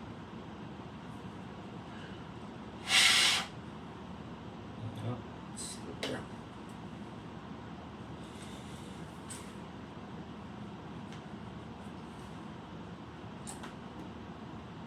No, it's not a bug. Something, I don't know.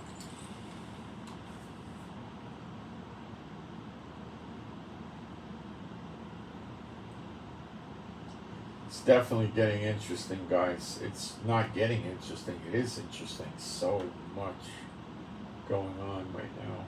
So much.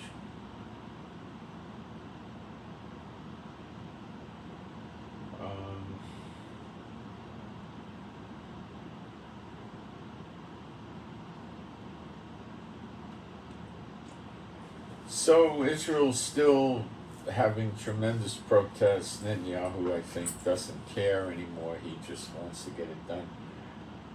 War with Hezbollah doesn't look that likely right now. Hezbollah is sort of calming down.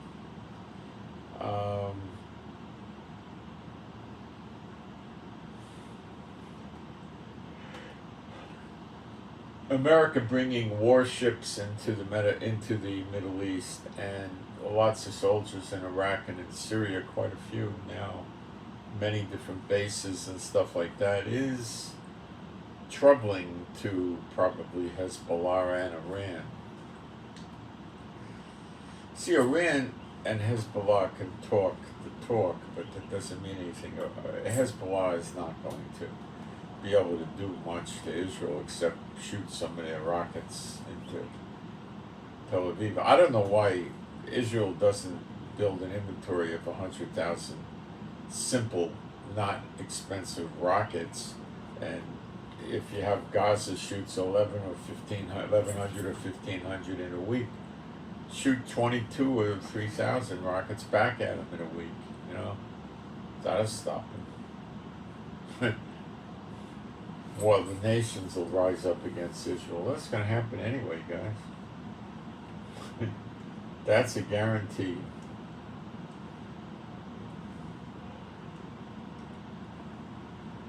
That you can take to the bank. It's definitely going to happen. It's in Zechariah 12. And they lose. Gaza's been extremely quiet.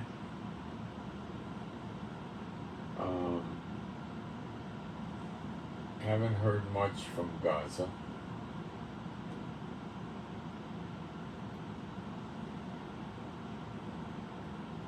Their threats are dying down and all of that.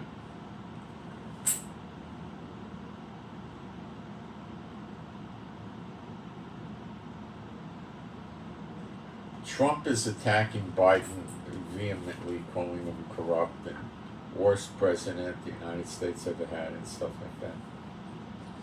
That's probably not making Biden feel warm and mushy inside. And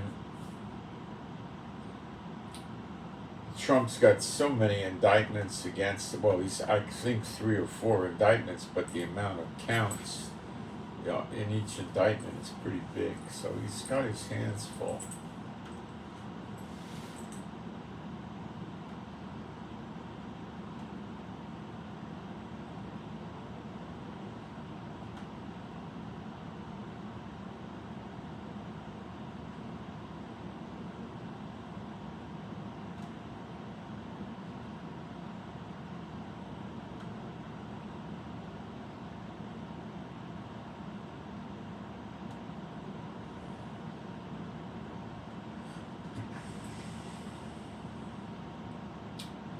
So what else is there going on?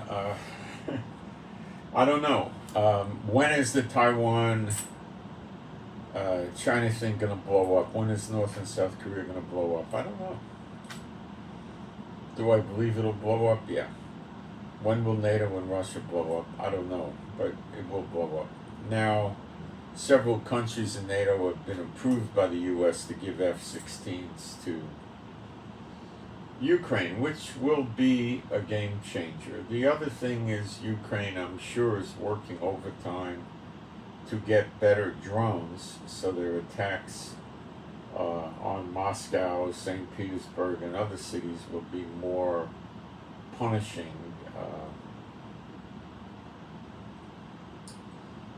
And I don't know when they'll get better drones, but they're trying.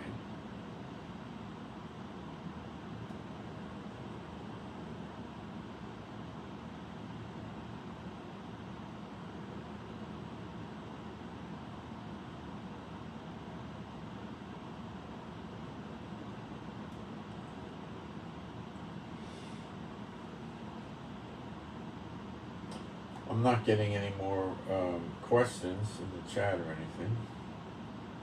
So, again, this thing with them going after these ministries is a good thing.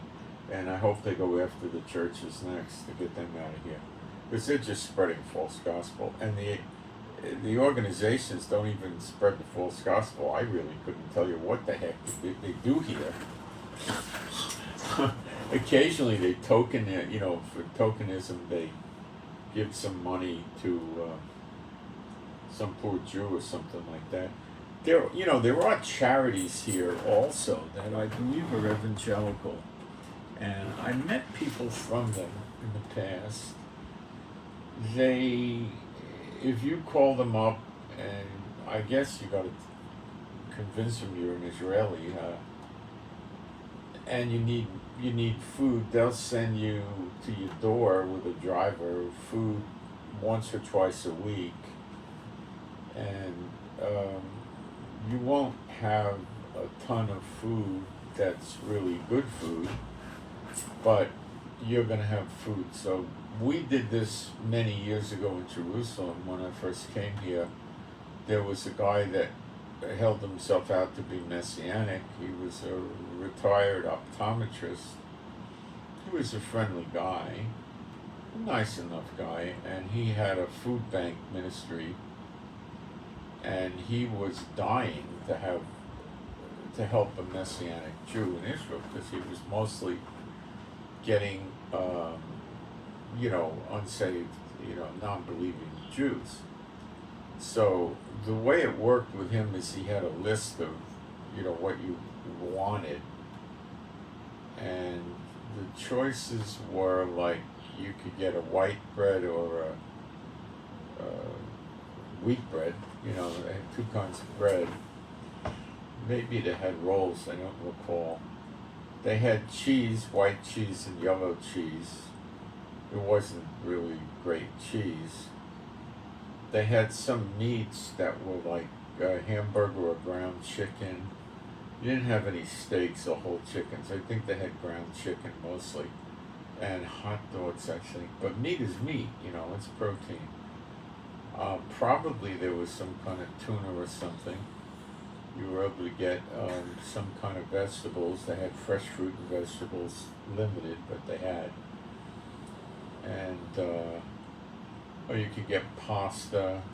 I'm thinking back, it's a long time. Cereals, milk, tea, coffee. Oh, toilet paper, I think. Cheap paper towels.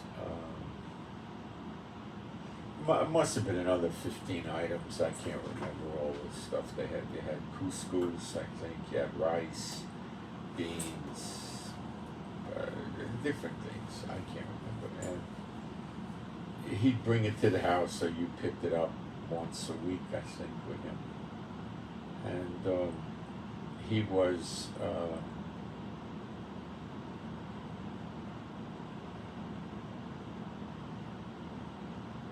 really pretty nice about it, Was he an expire? Pretty sure he was, yeah. Or he wouldn't have been able to get the money out of the churches, which is where he was getting it. So,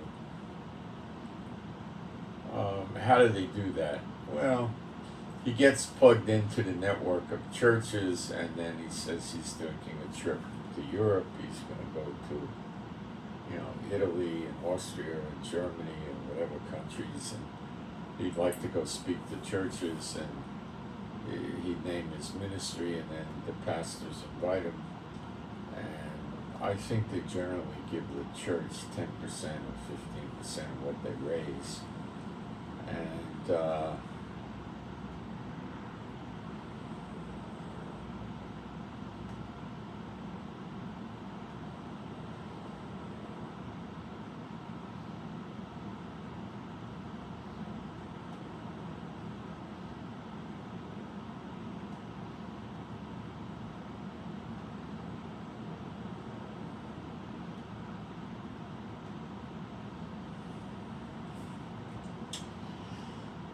so these other organizations are kind of like that. They give you a list and they deliver, There's also, for older Jews, they have Meals on Wheels, I think, for concentration camp survivors and other entities. And the way that works is they come to your house once a day.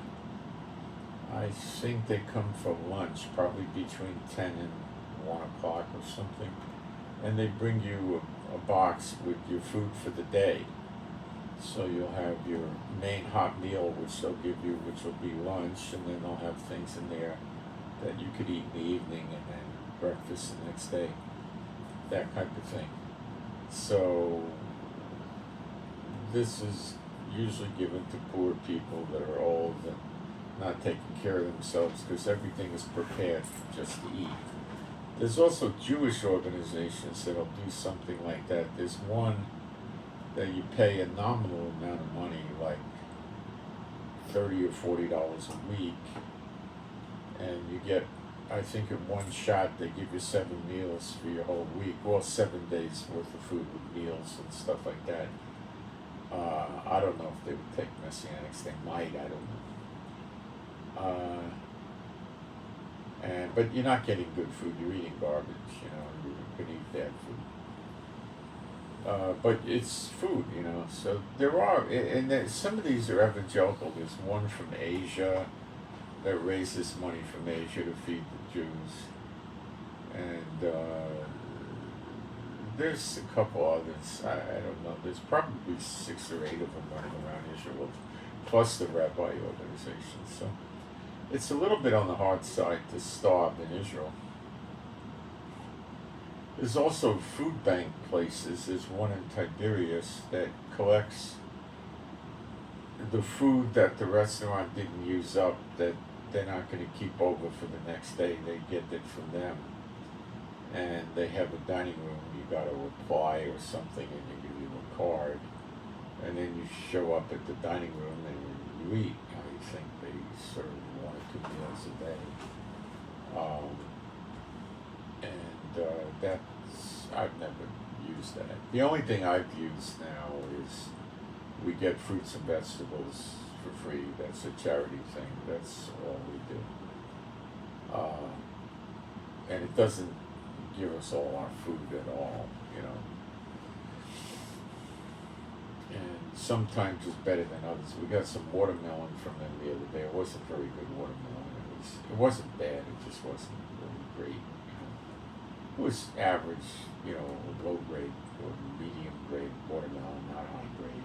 That, you know, we didn't pay for it, you know. But they don't do any bread or cheese or meat or pasta or anything like that. They don't do any canned or packaged or frozen food. It's all fresh stuff, and it's usually generally excellent. There's places where they have organic gardens or gardens that you could go.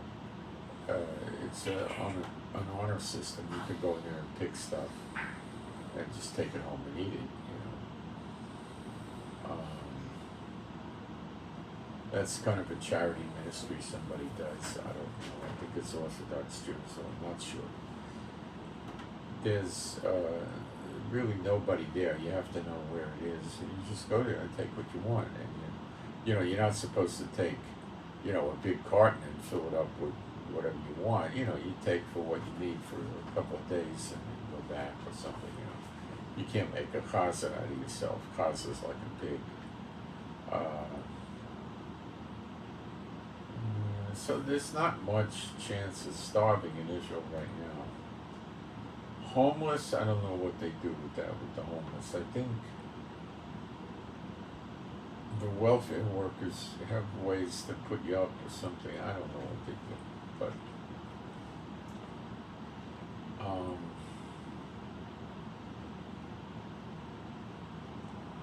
one thing Israel does do is it throws a lot of money in their charity stuff. They don't want starving people on the street. They don't want homeless people on the street, and they don't want, you know, that going on.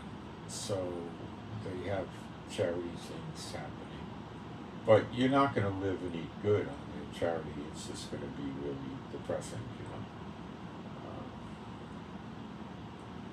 Old, rundown apartments that are drab and shabby. They might not have air conditioning or heat, and they probably haven't been painted in 15 years, and, you know, this type of thing. And even those are expensive. I really don't know what they do with homeless people or people that are about to be homeless. I'm not sure. I know that it takes about 11 months to get a tenant out of a rental property if they resist you with legal action or something.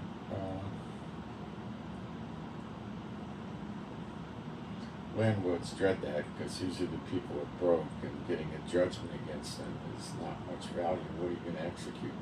See, in Israel, if you have money and you refuse to pay a debt, then you could actually go to jail, debtor's prison. See, Israel's laws are horrible. They're Satan-bought laws, you know. But if you just don't have anything, you go to the court, here's my bank account, this is it, I don't got nothing. then unless the guy can show you have something, that's it, you know. If you have a car, maybe they can take your car. But if you're using the car to go to work, then maybe they can't. I don't know what they do, you know. Basically, if you don't own a house, and you don't have money in the bank, you don't have money in the stock market, and you don't have a nice car, what are they going to do? You know, take your wedding ring and stuff. I don't think so. I don't know what they do with that, but that's what goes on, and that's not a good law to have debtor's prison, you know. But that's the government of Israel, or despots, you know. They want to punish the poor. That's why 2/3 are going to go. You get cut off. So you're in year of recompenses. You can see all these things happening. The continuing whirlwind of the Lord is associated with that, and that's obviously going on. And you're also seeing the fires, which could be the furnace of the Lord. I don't know. Could be. Probably is, but I don't know. And when the DOB, daughter of Babylon, gets destroyed, it's heavily with the fires. People are making conspiracy theories about the fire in Maui. I have no idea about any of that. I don't think they do either. I think they're just speculating. Who the heck knows? The trees weren't burning. They show you the pictures, so I don't know what that means. You know, I don't understand. You know, they want to make conspiracy theories. They can, but I don't know what caused it. I would say to continue in the world with the Lord. Why Maui? Well, it's one of the richest places in America. Definitely in Hawaii, one of the richest places. It's one of the most, or used to be, I guess I should say, one of the most desirable vacation islands in Hawaii. Hawaii used to be a reasonable place to live until I think in the 60s.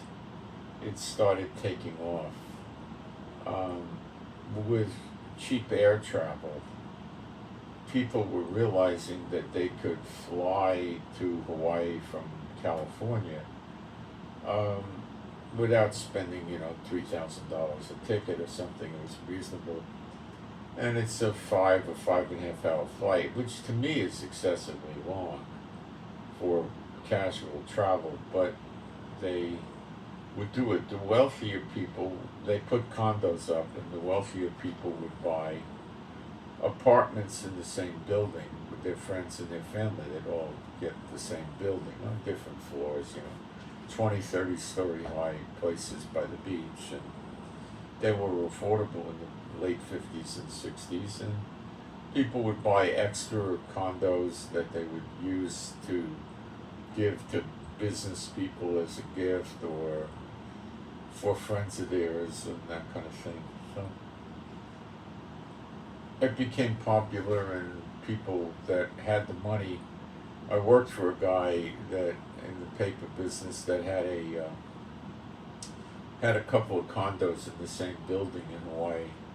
I don't know what island it was on. I can't remember, and it could have been Waikiki. It could have been I don't know what it was, and he would, you know, say, all right, I'm getting out of here, I'm going to Hawaii, and he'd go grab a suitcase, go to the airport, and go. Now, a lot of these people would keep a wardrobe of clothes, you know, keep underwear, socks, shoes, sneakers, bathing suits, bathrobes, light jackets, hats, whatever they need. Keep it in Hawaii. You didn't have to keep winter coats or anything over there. They'd have it in Hawaii, so when they flew to Hawaii, they would just take a little carry-on with them, right? And they would just go to the airport, get on a plane. You don't need any passports back then or anything. You just buy a ticket. You used to be able to buy your ticket right at the airport and then go get on the plane. And they fly over there, you know, and show up. So if you left work at noon and you went to the airport and all that, you'd probably get there in the middle of the day, because Hawaii was 3 hours earlier, so it might be 2, 3 o'clock in the afternoon when we got there. And you know, if it was the right time of year and the sun was going to stay out till 7:30, 8 o'clock, they go hit the beach or the pool. So that was the thing. Now, that was the average wealthy person was buying condos, okay? The elite were buying the big houses, they call them lanais or something, I don't know, where the house would be built, where the inside and the outside would flow together. It's sort of like the Beverly Hills mansions, but not as extreme as they are in Hawaii. So your living room would have sliding glass walls, let's say, and you'd open it and there'd be a big patio outside the living room that maybe is 25 or 30 feet wide and 50, 60 feet long, and it would be have a roof, and they would have furniture there like sofas, easy chairs, and maybe a grill to cook, and you keep the glass doors open, and the house and the outside were one and the same. Now, I don't know how they dealt with flies and mosquitoes and bugs. This I don't know. But they could go sit outside, and they had pools. The private houses had pools, and they were big, and they had multi-levels, and the weather's beautiful. And I imagine that over time, restaurateurs built up nice restaurants there. Some people would go out for dinner, which is also recreation, and they probably have nice bars and clubs and shopping, and as time went on, But people would get this thing called island fever, where they, want to get off the island. They don't want to stay there very long. You're just on an island. You want to go somewhere else, So, most of the people that were from America that would go out there, they'd go for a week or two. It was a bit excessive to go for the weekend. That's a little bit too much,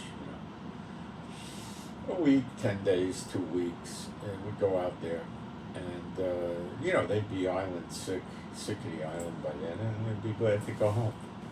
Like go to Las Vegas. I've been to the new modern Vegas in the late 90s, and after 3 or 4 days, you want to get out of that place. The first day or two, it's really nice. You're looking at all the casinos with the displays and shows outside, and you could go into circus, stand around the casino and watch a free, high wire acrobats with the swings throwing themselves around up high, And a lot of things you could see, big aquariums, and, but by the time the third day rolls around, you're getting a little tired of it, and the fourth day you wish you were out of there. The same as like going to a Disney World or Universal Studios. You can take it for 4 days, but then you had enough, I learned how to do those amusement parks. You don't go on a mad rush. I'm going to go there and get on all the rides. I'll be in the park at 8 or 9 in the morning when it opens. You take it easy. You get up at a good hour, like 8 o'clock, and you go have yourself a nice breakfast, come back, take a shower, clean up, go to the park, however you're going to get there, by boat or bus or something, because I would stay in the hotels in the parks, and I wouldn't go back to those places. They're too demonic. I wouldn't go there, but I used to. I didn't know better, so I did. I knew better, but I went anyway. So I'd go there, and you get in. We used to usually be with people, go there and go catch a couple of rides, and then have a lunch in the park, and then do a few more rides, and then, I don't know, maybe like 3 in the afternoon when it starts getting hotter, 2 o'clock or 3. Pack it in, go back to the hotel, hang around the jacuzzi, or take a nap in the room, or do the internet or whatever. And then either have dinner in the park or at the hotel, and then if it's not the winter, they'd open the park at night and go back for a few hours at night, so you don't really go on very many rides, Now, Universal Studio used to have a policy if you stayed in their hotel, and I used to stay at their Portofino hotel, you would get a pass where you could go on all the rides without waiting online. They had 2 hotels then. They had the Hard Rock Hotel, which I didn't care for too much. It was nice stuff. And then they had Portofino, which I really liked. And you take a boat from Portofino to the park, and you could go on all the rides all day long because you didn't have a line. Like I went on the Spider-Man ride once, and it was so good I walked out, turned around and walked right back in, and in 5 minutes or less I was back on the ride again. It was fun. I used to like Back to the Future, and you could do that twice if you wanted to, although it was not something you did twice. And then the Kong ride. These rides have all changed though now. I haven't been there in many years. But now that Disney has become like the cruise ships, they're very expensive. It's, for a family of 4, you go there for the day, you're going to probably drop about $600, $700, $800. Easy.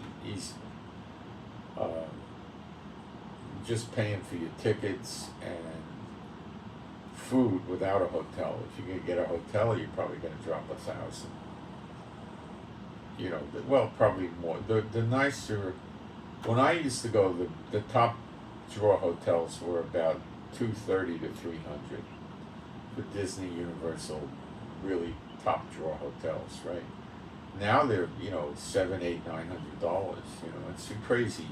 It's gotten nuts.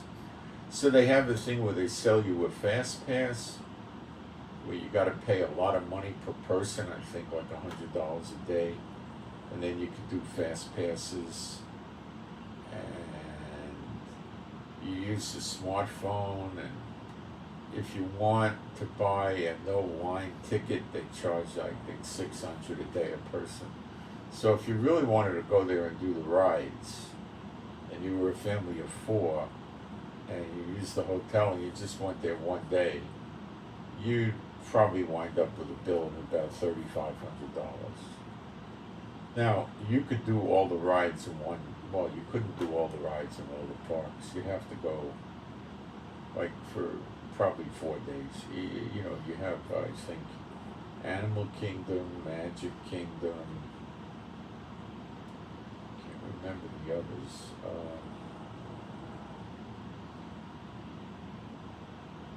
There's a Hollywood themed one. I think that's Disney. There's 4 parks, I think. Now there's 5 or something. They got a Harry Potter world. I don't keep up with all that stuff. But they're ripping people off, and it's a very expensive vacation. And I don't understand how they keep the parks full.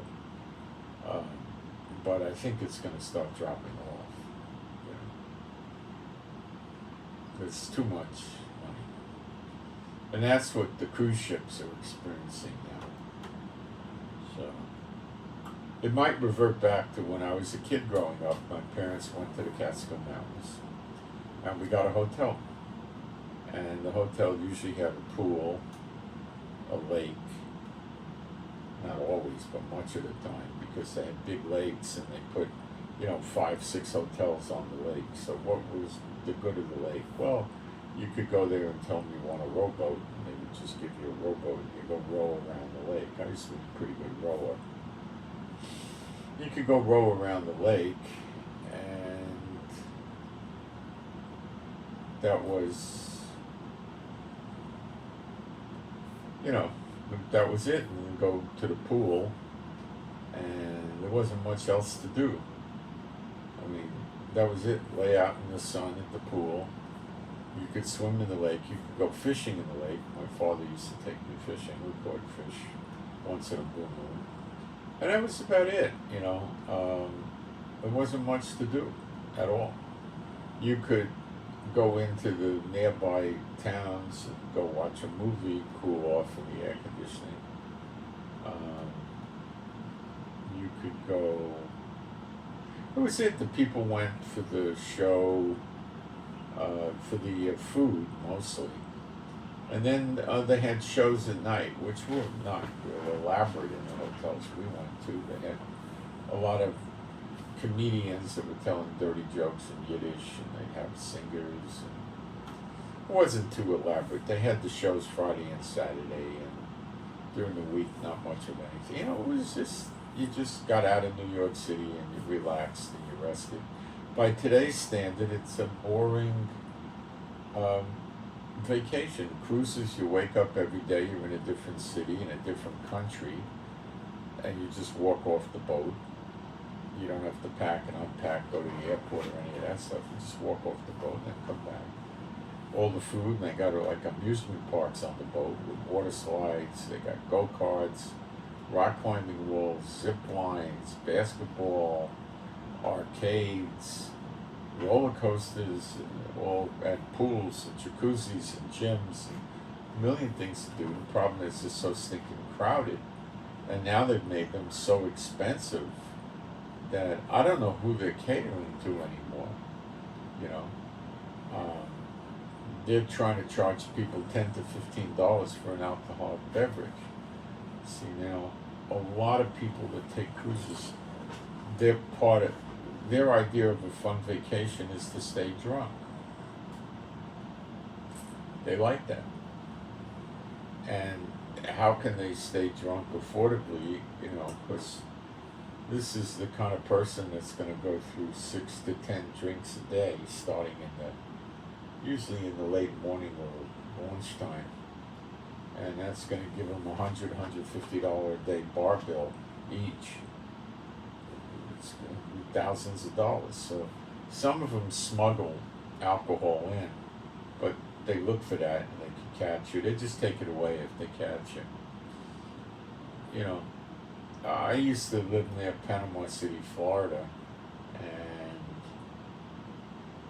that's a big beach resort. They call it the Redneck Riviera. Beautiful white sand beach, beautiful. It gets very hot in the summer, and that's where the spring breakers go. That's the big spring break place. It's a nice enough beach, you know. It's pretty.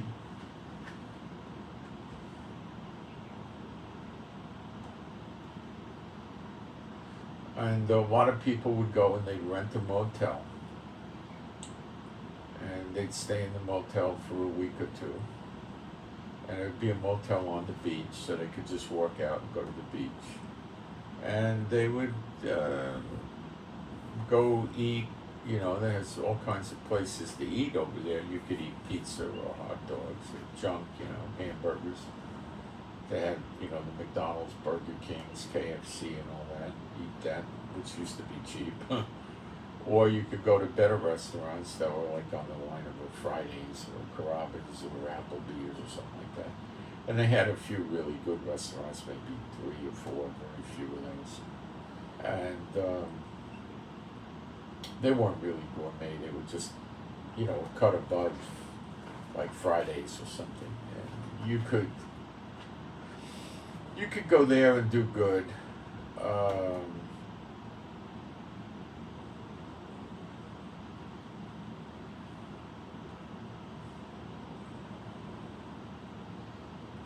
And that's what people did. They went there and they'd get up in the morning, they'd go to the beach. They wouldn't really go swimming too much in the ocean. They'd maybe wade out or do something like that. The pool probably, the hotel would frequently have a pool, but it would be maybe a 40-foot pool, not a big pool. And some would sit by the pool, some would sit there, they'd get their tan, then they'd go eat lunch someplace, and go back to the beach, and they would drink beer. They would bring a cooler with ice and fill it up with beer and drink. And then in the evening, go out to dinner, and they had a million nightclubs, discos, or whatever you want to call them, bars with dancing and music and live bands and food. And they'd go to places like that. That's the Redneck Riviera. That was their idea of a vacation. Then if you went down the road 45 minutes to Destin, Florida, they had a similar setup over there, but it was more for, it was still Redneck Riviera, but it was more for adults, not spring breakers, not kids. It was more sedate. It wasn't as wild. the restaurants were better, the community was quieter and calmer. You know, Panama City is just a lousy community. The city is run by the business owners, and the whole place is about getting revenue from tourists. That's it. The people that live there, I don't know, there are quite a few people that live there. I guess they control the government to some extent also. They could live a couple of blocks from the water and walk to the beach. But I mean, if you're going to live there for, maybe the first year you go to the beach, or the second year, you're going to get sick and tired of going to the beach. How many times you going to go to the beach? You know, it's like, what are you going to keep looking at the water? You know, once every year or two, an alligator winds up in the water there, and they don't survive in salt water. They come out from brackish water or something, and they wound up in in the beach, which is the Gulf of Mexico, and people would see them there, and they could walk up on the sand. Now, what a lot of people don't understand is an alligator is probably very unlikely to attack you unless you're right at the water's edge. And I don't think if they're in salt water they would even attack you, because they're getting sick by the minute. But if you're near fresh water, or some of them get in what's called brackish water, and it's a lake or a pondish thing or something like that, and you come right to the water's edge, they might try grabbing you. A big, 5-6 footer may try to grab you and pull you in the water. Then they give you the death roll, and they disorient you, and they drown you.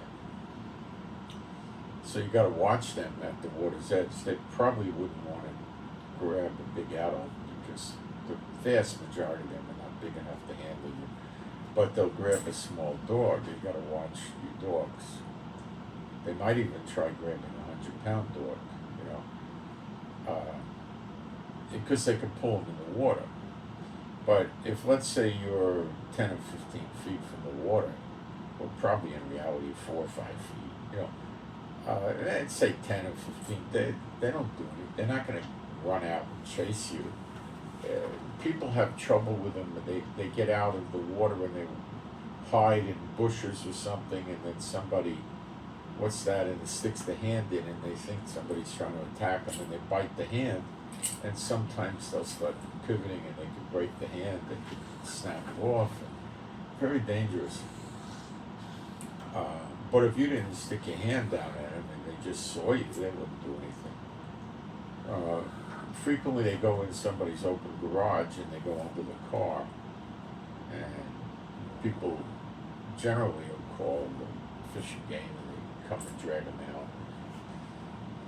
Sometimes if you call the sheriff might drag them out for you or something like that. They don't want you shooting them unless they're actually charging you, and that's just not common on dry land, unless you're right at the water's edge. But if you did shoot one with a low caliber, like a 38 special or something like that,